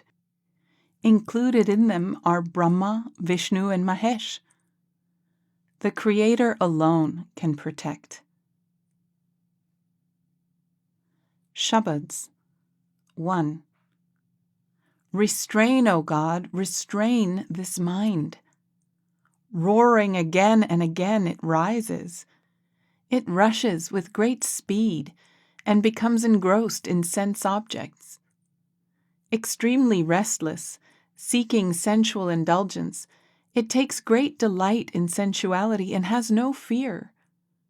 Mistaking poison for nectar, it rejoices in illusion and consumes the poison. In association with the five senses, it runs in the four directions and returns not within. Where there is call, there does it go, in pursuit of the mirage does it run. Saints' exhortations, the Guru's instructions, it heeds not, nor does it have any feeling or devotion for you. You alone are Dadu's friend and helper. My strength is of no avail. 2. O mind, my friend, I beseeched you many times. Enticed by the color of safflower, you have forgotten your source. You are in pursuit of the pleasure of a dream, you shall suffer later on. Let no one burn in delusion like the moth at the sight of a lamp. A fish, in satisfying its palate, is separated from the water and dies. Being unaware of the net laid underneath, it brings torture to its body. You see that likewise the blind are flung to disaster through their own temptations. Open your closed fist, O foolish one, and be released. Listen to my instruction. Be devoted to God, and let not your purpose be defeated. Turn to God, O friend, and serve the one who is the ocean of bliss, pleads Dadu. Footnotes: Safflower. The color of safflower is pleasing outwardly, but it does not last long. Open your closed fist. This refers to the popular device of catching a monkey. Some grain, tempting to the monkey, is put into a narrow-necked pot while the monkey is watching. Later on, the monkey, finding no one around, comes and grabs a handful of it, but cannot extricate its hand, as its tightly closed fist is stuck in the narrow-necked pot. The foolish monkey does not open its fist and is thereby caught. End footnotes. 3. Whatever you see, O mind, is not. That which truly is within the inaccessible and the imperceptible. In the darkness of night, nothing is visible, and the illusory snake appears. The world is so blinded that it knows not that one is eaten up by the rope. Seeing the mirage, the mind runs after it day after day in false hope. Wherever it goes, there water is not. Surely it will die of thirst. In various ways it enjoys the delusion, as one derives pleasure in a dream. On waking, one finds all to be false. Nothing is there, and one repents later on. As long as one sleeps, one dreams. As soon as one awakens, the delusion disappears. There is nothing in the end here, O Dadu. Search for that which truly is, O wise one. Footnote: in darkness, a rope can be mistaken for a snake.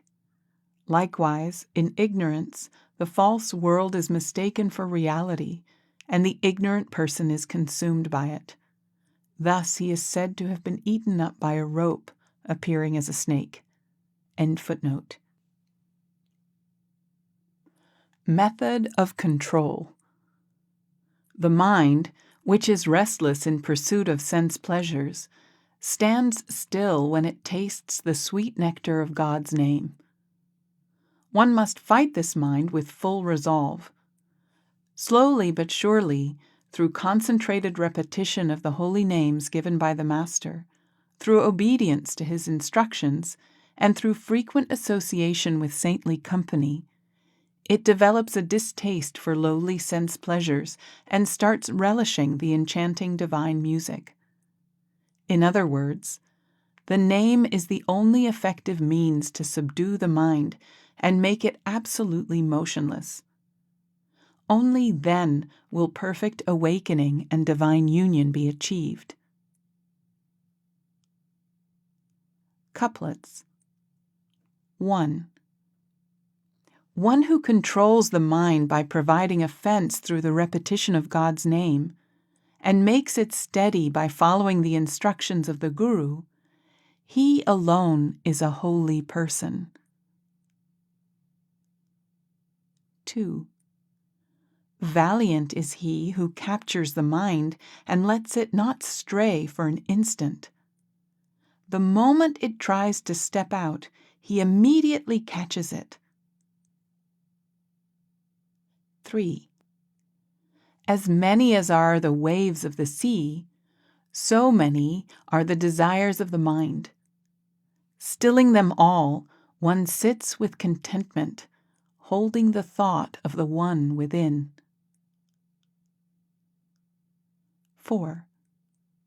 As in the presence of a magnet, iron is drawn, so do you attach your senses, mind, and dispositions to the one alone.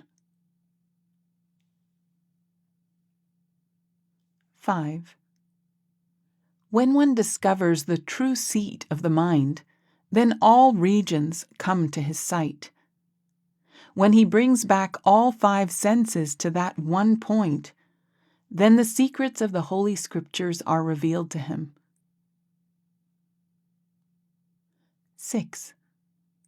So long as the mind is not stabilized, no contact with the Lord can be established. When the mind is stabilized, with ease will he be found, O Dadu. 7. The fickle mind slips away. How can it remain steady without support? It stands steady only when it is absorbed in the repetition of God's name, O Dadu. 8. Making the mind steady, repeat God's name. There alone God is, says Dadu. 9.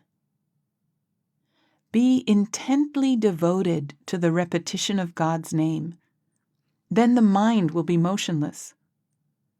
When the mind is permeated by the nectar of love, never does it move towards the poison of the senses, O Dadu. 10. The gull, seated on a ship, goes far out to sea. Flying again and again, it looks around. Then, being tired, it sits steadily on the ship. 11. This mind is a paper kite.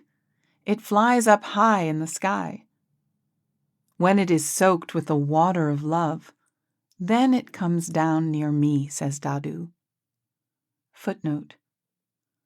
The mind which gets inflated with pride becomes humble through love. End footnote. 12.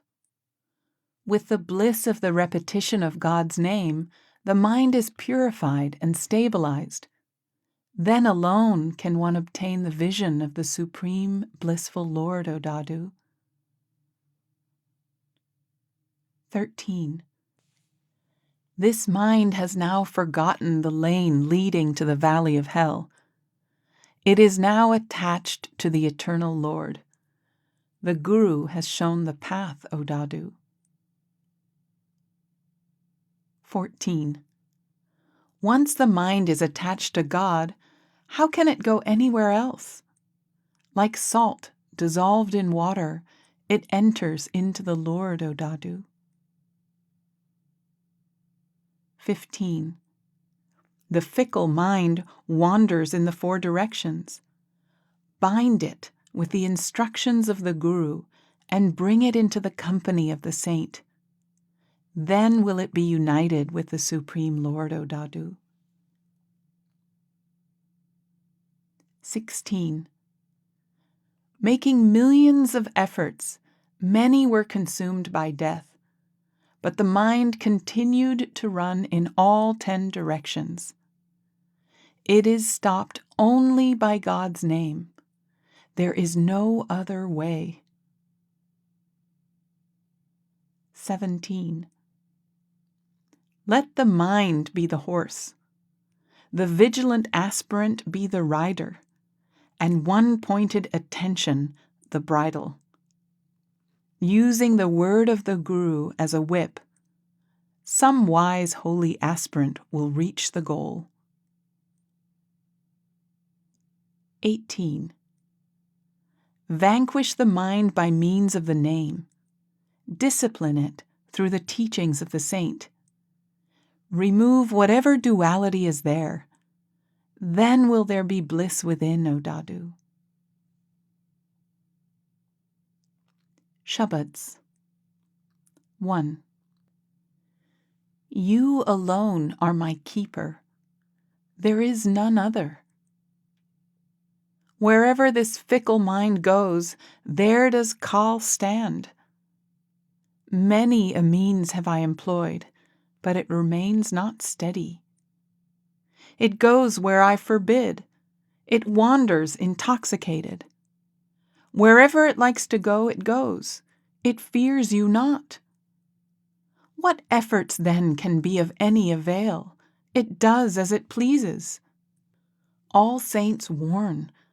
Many times have I cautioned, but it heeds not Guru's goad. Fearless has it grown. There is none except you who can hold this mind.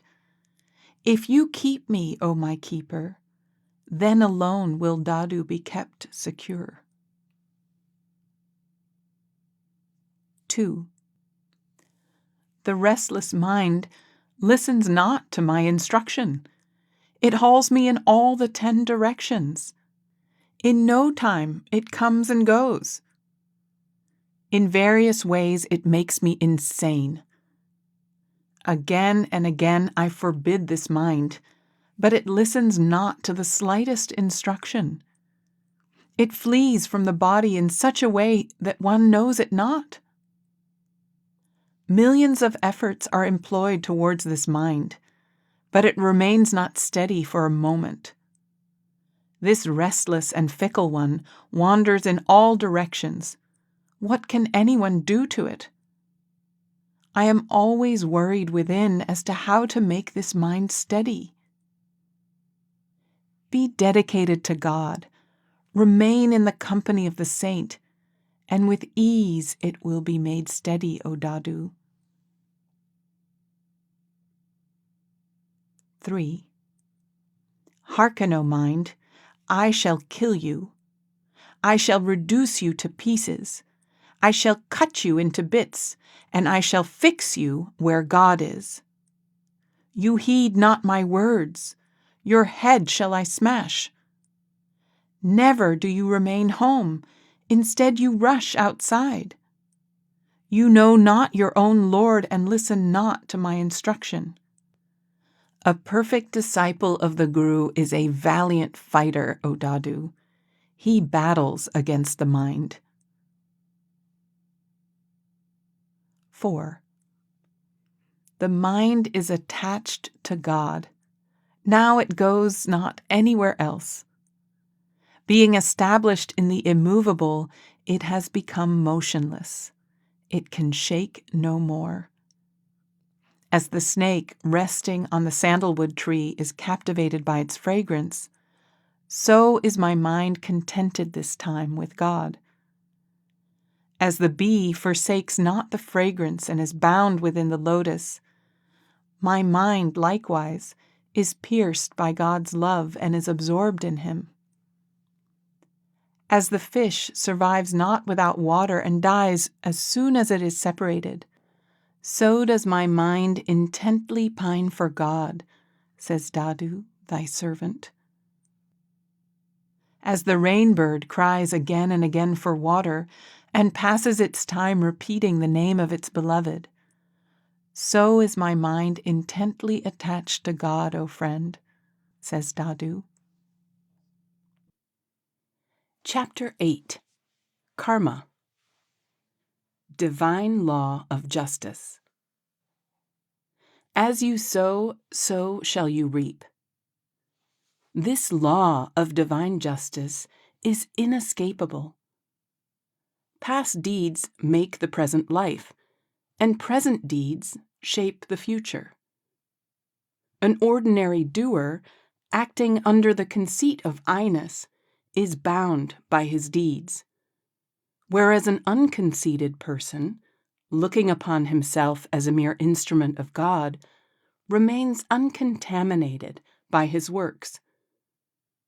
Only through love and devotion to God can one rise above all karmic bondage. Couplets. 1. Dadu explains to everyone. As you do, so shall you receive. No one shares another's deeds. Within all hearts does the Lord see. 2. What you do secretly will be openly revealed. Let no one perform evil, even by hiding in the netherworld, says Dadu. 3. What you have not done will never befall you. Only what you have done will befall you. There is justice at the portal of the Lord. Whatever comes to you is God's bidding. 4. What has been done before appears now. What is done now will appear hereafter. Rarely does anyone understand the occurrence of all three, O Dadu. 5. What you have done has come to pass.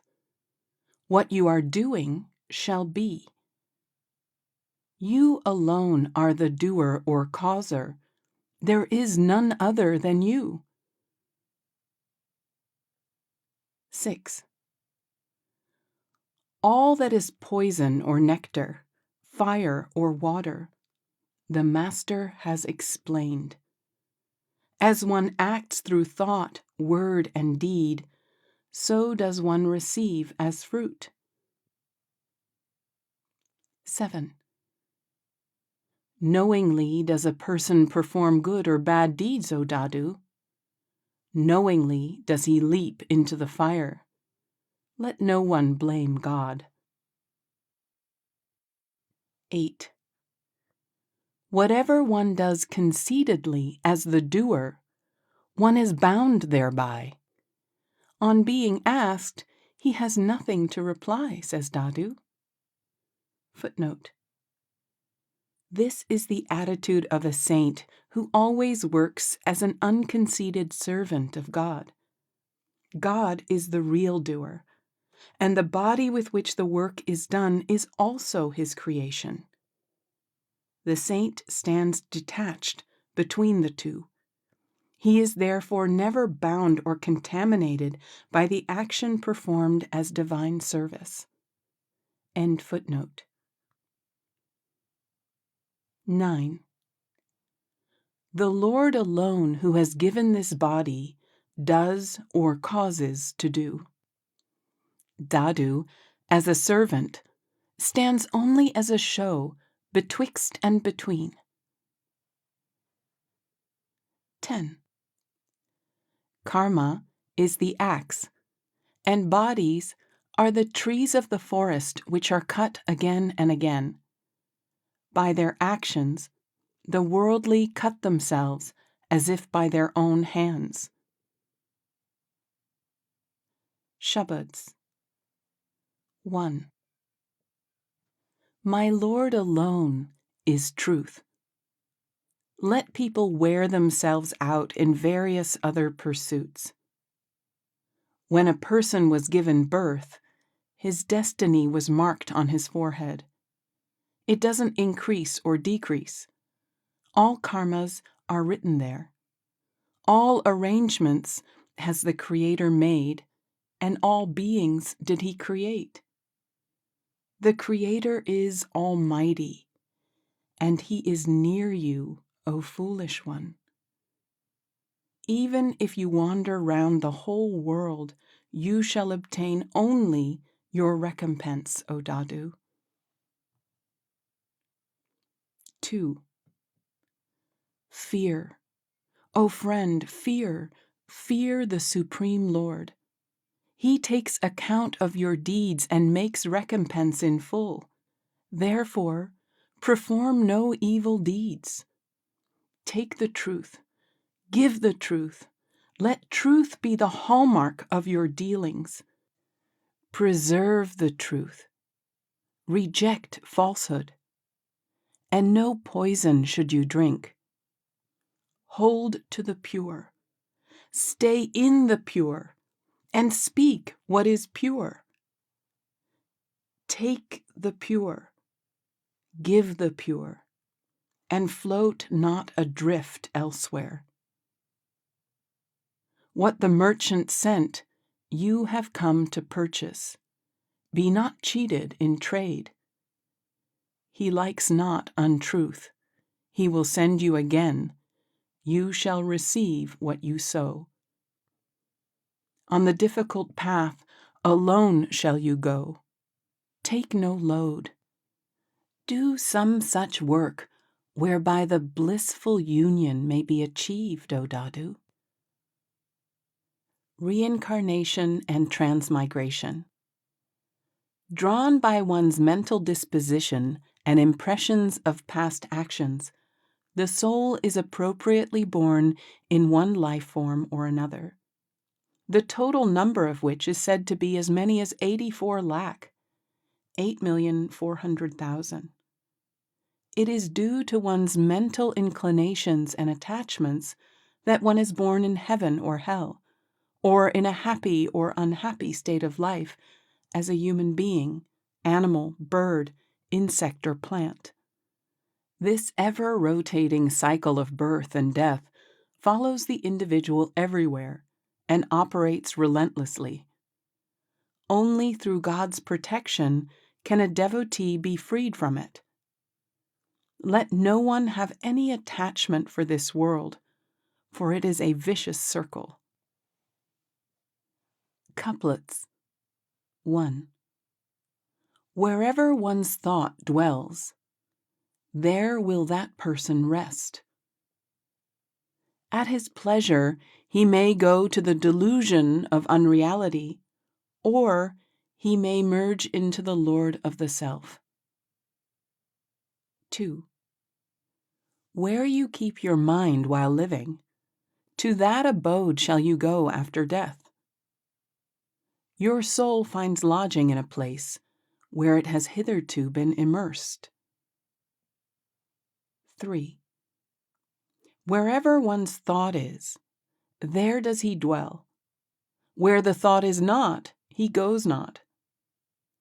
Keep it where you please, O Dadu, either in the world of qualities or in the Lord without qualities, either in a home or in a forest. 4. Wherever one's thought is, there does he dwell. Whatever one knows in thought, there he goes. Whether in the accessible or in the inaccessible, wherever you keep your thought, you enter there, O Dadu. 5. Through holy practices, such as repetition of sacred syllables or penance, one comes to attain heaven. Yet, drawn by the passions of the mind, O Dadu, one returns and falls into hell. 6. In all outer dealings, the saint and the unholy seem alike, O Dadu. But a great difference is there in their inner thoughts, and they go where their thoughts lead. 7. Karma regulates individuals, and karma is regulated by the Creator.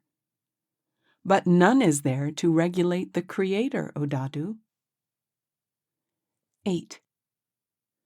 Being indifferent to God, the 84 lakh life forms continue to suffer from eon to eon.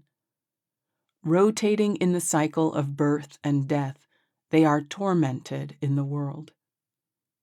The Lord alone is the Savior. 9. Have no attachment for this world, even for a moment, O Dadu. In the process of birth and death, one is cooked, and the body is burnt every moment. Chapter 9. Vegetarianism. Abstinence. In the following verses, Dadu makes a forceful case for compassion towards all living creatures. He says that people who kill living beings cannot but go to hell.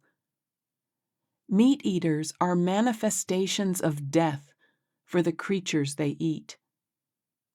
Their hearts are devoid of compassion. They are no better than lions, jackals, cranes, crows, cats, and dogs. Eating meat, drinking alcohol, and taking intoxicating drugs or herbs intensify the life of the senses, and people become cruel, immoral, and deluded. They are thus led astray to lowly pursuits of the world, far removed from the path of God. It is a pity that human beings, instead of destroying their own egotism, which is the barrier between them and God, destroy the creations of God. They care so much for temples made by human hands, but recklessly destroy the temple of the body made by God Himself. And yet, ironically enough, they consider themselves holy and obedient to the Word of God.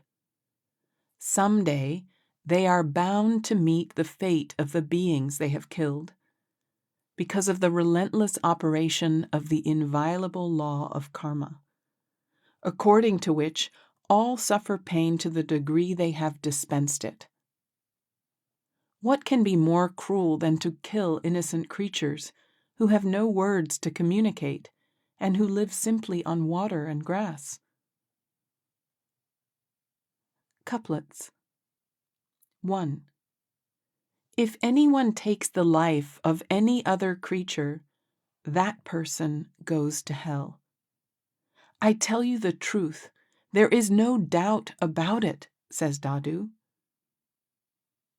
2. People who are meat eaters are veritable lions and jackals. Or they are cranes, cats, or dogs. They are manifestations of Kal, O Dadu. 3. There are many people who kill innocent creatures. They are manifestations of death. Like lions, dogs, crows, and jackals, no compassion have they in their hearts, O Dadu. 4. Those who eat meat and drink wine indulge in the blemishes of sensuality. Knowing not that God pervades all beings, how can they have compassion, O Dadu? 5. By taking such drugs as hemp and cannabis, their minds become intoxicated. With not a penny in their pocket, they talk like royal treasurers, O Dadu. 6. Stupid, worldly people, drawn by greed, surround those addicted to meat and wine. They always speak in the addict's favor.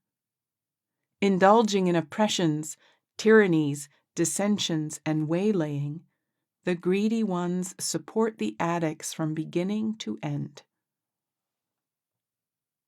7.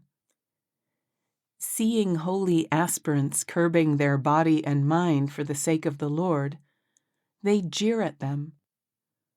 One knows not where they have found such wisdom of playing pranks on saints and devotees. 8. These meat-eaters are cruel, ill-directed, and unaware. As heartless evildoers, they are like living corpses in this world. 9. Attaching their hearts to the world, they have lost sight of their true spiritual goal.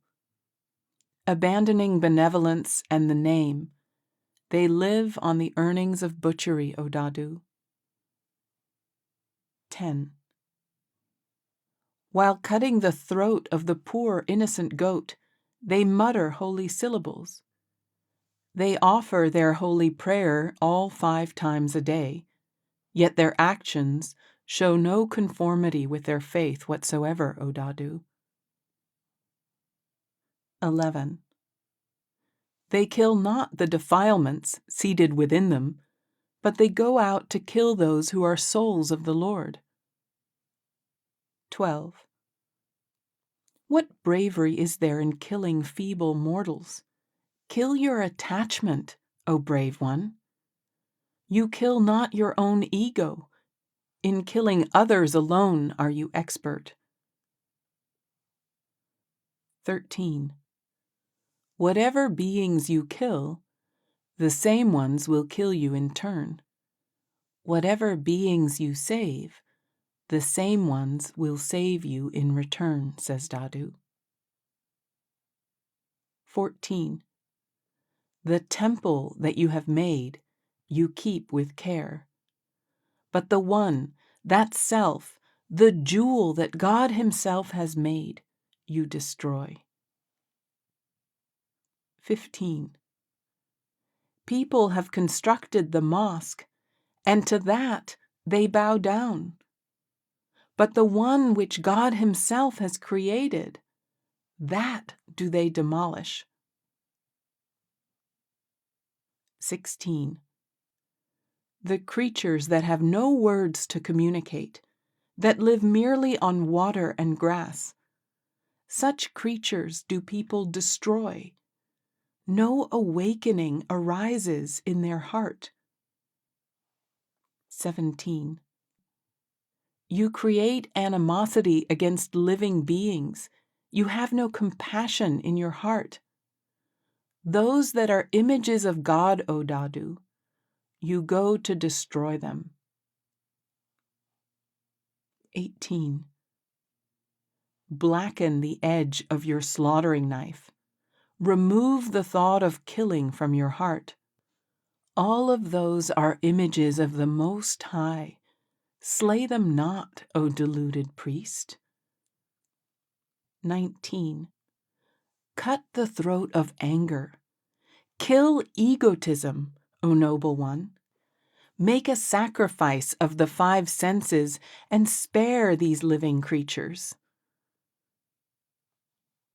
20. Efface egotism. Be devoted to God, and cast off the blemishes of body and mind. Be free from animosity against all beings. This is the essence of Dadu's teaching. Chapter 10. Condemnation of Rituals.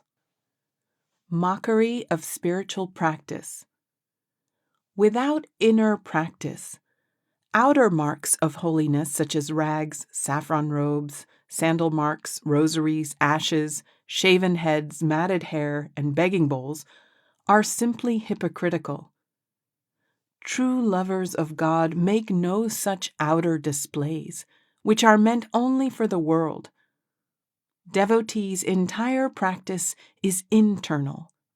They are inwardly united with the name, which alone is true. Couplets. 1.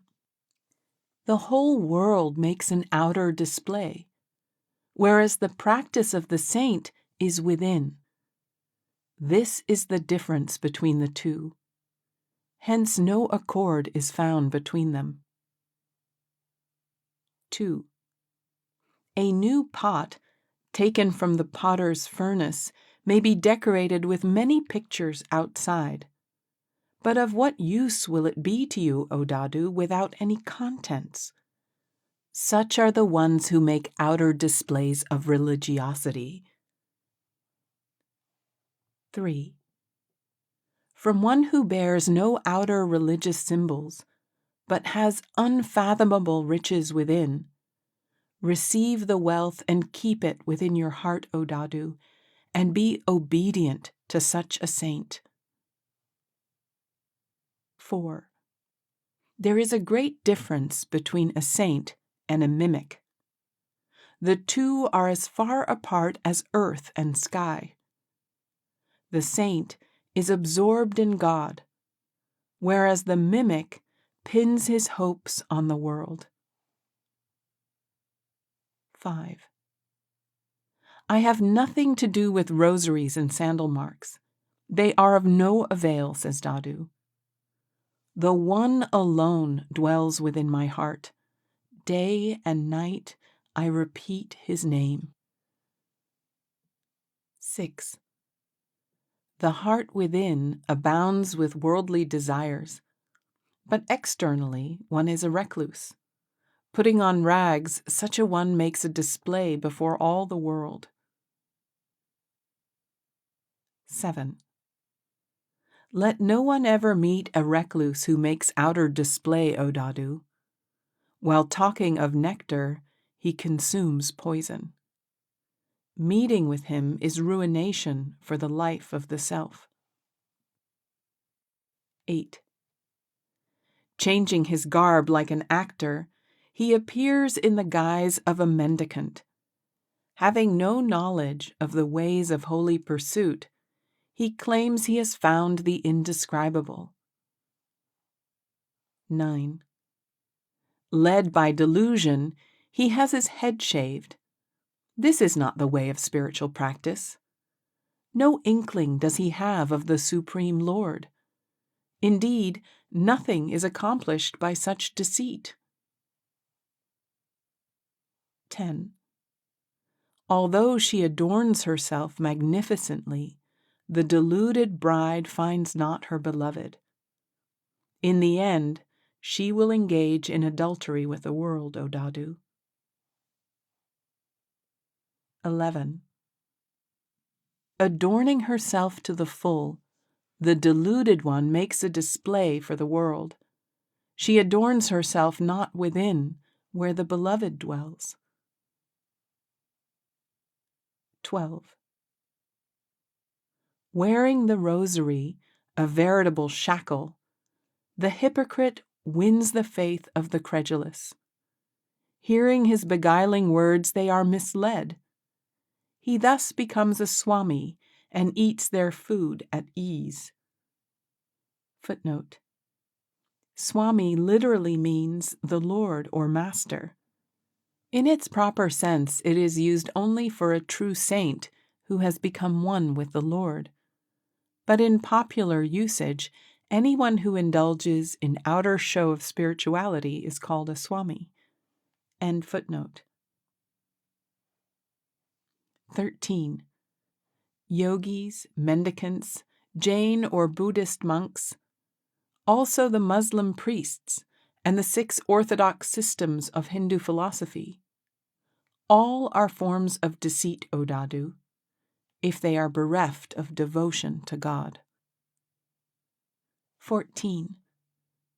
All people see only the outside. Inside, none can see. Outside is a mere show for the world. Show your inside to God, O Dadu. 15. Display any outer appearance. Get yourself cut under the saw hanging upside down, or go on a pilgrimage. The Lord cannot be obtained without truth, O Dadu. Footnote.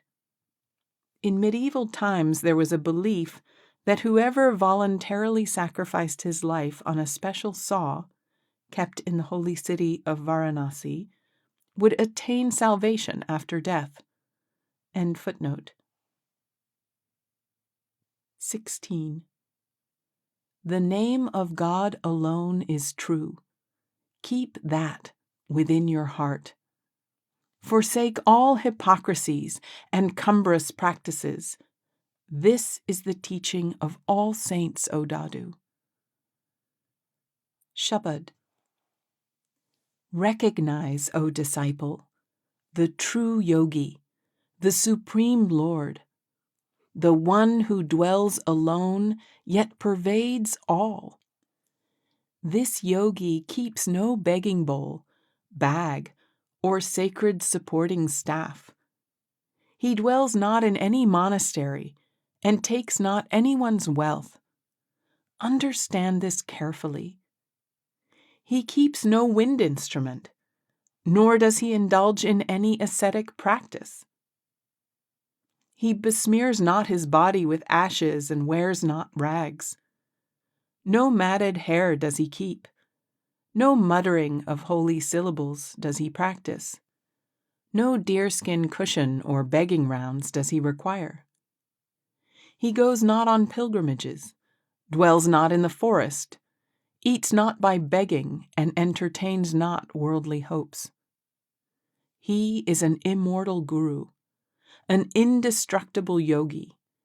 His disciple alone is the enjoyer of the great nectar. External formalism. The Supreme Lord is not to be confused with the illusory manifestations of Godheads, such as Brahma, Vishnu, and Mahadev. Footnote. Literally, great, Maha, God, Dev, usually an epithet for Shiva. End footnote.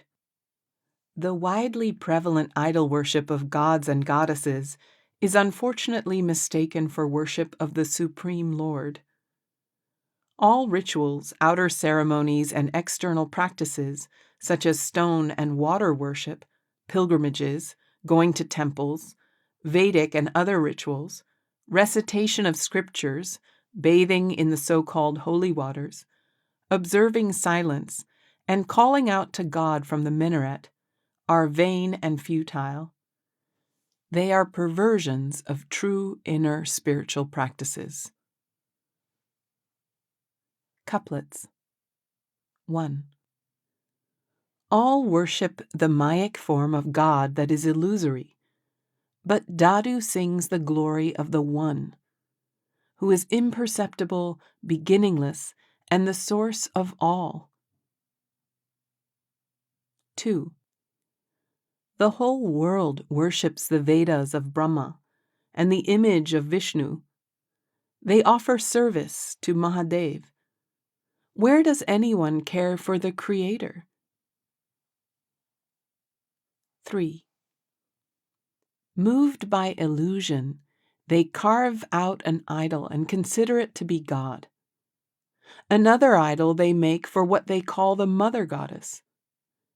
Contriving innumerable such gods, the whole world indeed goes after the worship of the false. 4. The false, Maya, is thus sitting in the place of God and claiming to be the true God. But all gods, including Brahma, Vishnu, and Mahesh, are within the cycle of birth and death. 5. The foolish one talks about the Supreme Lord who is untouched by Maya. Yet the fool is engrossed in Maya. His mind can never find contentment, O Dadu. He keeps on rotating between heaven and the netherworld. 6. In place of the divine cow, a wooden cow has he adopted. The wooden cow gives no milk, O Dadu. Get rid of it, O foolish one. Footnote. They look on the illusory Godhead as the true God. Hence, rather than attaining divine union, they remain within the bounds of Maya. End footnote. 7. You have mistaken a pebble for the wish-granting gem. But the pebble gives nothing upon request. Throw aside the pebble, O Dadu, and pick up the wish-granting gem. 8. You have mistaken an ordinary stone for the philosopher's stone. But iron can never be converted into gold by this ordinary stone. Likewise, without the true inmost God, all are misguided, O Dadu. 9. They constructed an idol of stone and installed it as the Creator. They see not the truth, O Dadu. Thus was the world drowned in delusion. 10. The husband being abroad, the wife had an identical statue made of him. But the statue performs not the work of the husband. Her hopes will simply be thwarted, O Dadu. 11. One makes a man out of paper and places the emperor's crown on its head. But it will not be able to reign, O Dadu. Cast it aside and find the real one. 12. Those who worship rocks and stones, they lose their own source. The imperceptible Lord resides within. Why should anyone go elsewhere? 13. They drink the water in which a stone idol has been bathed. Living souls worship stones. In the end, they are converted into stones. Many have thus been ruined by this practice. 14. Some run to Dwaraka. Some go to Kashi. Some proceed to Mathura. But the Lord resides within, says Dadu. Footnote. Dwaraka, Kashi, and Mathura are famous pilgrimage centers for Hindus. End footnote. 15. The Hindus are attached to temples, the Muslims to mosques. I am dedicated to the indescribable, and in eternal, unceasing love do I dwell, says Dadu. 16. No Hindu temple or Muslim mosque is there. There, the Lord is all by himself, and the conventional forms of ritual prevail not. 17. Some people are bound by the injunctions of the Vedas. They are entangled in the delusion of rituals. They live by the ritualistic rules, but the simple repetition of the holy names they cannot do. 18. The secret that is inaccessible and indiscernible to the Vedas and the Holy Scriptures, that is revealed in true inner spiritual experience. It is therefore called the inexpressible, O Dadu. 19. Rarely does someone read a message of love, O Dadu. What is the use of reading books, such as the Vedas and Puranas, if you have no love? 20. The mind delights in talking and listening, but practice is quite another matter. Darkness is not dispelled by words. That requires lamp, wick, and oil. 21. By repeatedly uttering sugar candy, one's mouth is not sweetened, O Dadu. It will be sweetened only when sugar candy is actually placed into it. 22. By reading, one does not attain the highest goal. One cannot cross to the other shore by means of it. One cannot reach one's destination by reading. An anguished call is needed, O Dadu. 23. By reading and explicating the Vedas and the Puranas, the learned needlessly tax the mind. Bereft of the name, they expound only false knowledge, O Dadu. 24. The Qazi, who sentences others to death while holding the holy book, knows not his own impending death. His days are spent in reading, but the truth penetrates not within. 25. By means of mere paper and ink, how can he be freed from the world? Blemishes caused by delusion are not removed without God, O Dadu. 26. By washing in water, the blemishes of the mind cannot be removed, O foolish one. The mind will be purified only when you sing the glory of God, O Dadu. 27. They are fools who observe silence with the mind running wild. So also are those who preach without practice.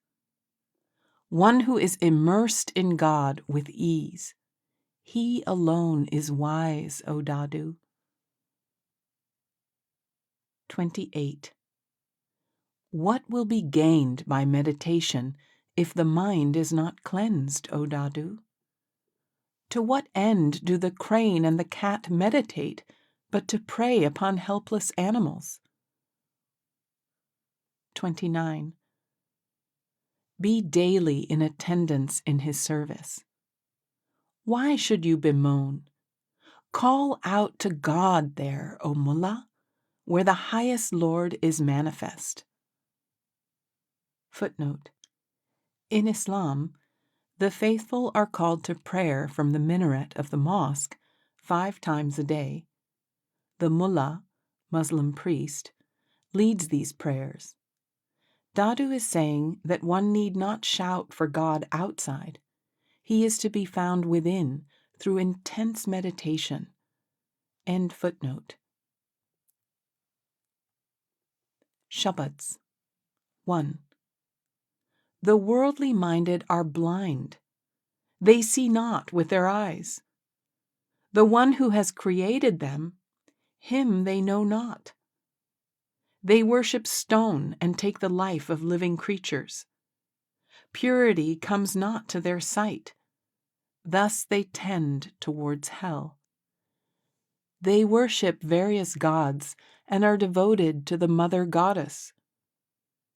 They know not the service of the manifest God. They worship ghosts and the god Bhairo, the products of delusion, and they also worship animals and other creatures. They find not the one who is the creator of all.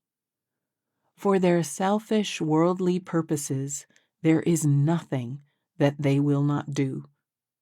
But without the true God, O Dadu, they come to grief, life after life. Footnote. Bhairo is an important Hindu and Buddhist deity, more often known as Bhairava, who is the fierce manifestation of Shiva and is associated with annihilation. End footnote. 2. If you water the root, the vine grows. That mighty tree of essential truth alone remains. People are lost in visiting various gods and goddesses. While eating poison, their joy knows no bounds. While they seek pleasure, their neck is caught in the noose. Within their very sight, the diamond slips from their hand. Some perform ceremonial worship and try to concentrate, but they see only the temple idol, having no inkling of the truth. They pluck leaves, but know not the true method of worship. Thus, in delusion, the self-conceited are led astray. They go on pilgrimage and practice religious observances, but their desires are not fulfilled. They go to the forest, but there too they remain sad. Offering penances, they burn their bodies. Thus they wander around and waste their lives in various ways. As long as the master is not found, doubts cannot be dispelled. He alone extricates us from all bondage. He reveals God within. Only then do we attain the highest goal, O Dadu. Footnote. The Supreme Lord is here referred to as the tree of essential truth. He is the root or source of all. Just as by watering the root the vine grows, by serving him all are served. In his worship is contained the worship of all. End footnote. End of Dadu, the Compassionate Mystic, by K.N. Upadhyay. Print copyright 1979, 1997, 2010, and audio recording copyright 2026. Radha Soami Satsang Beas, all rights reserved.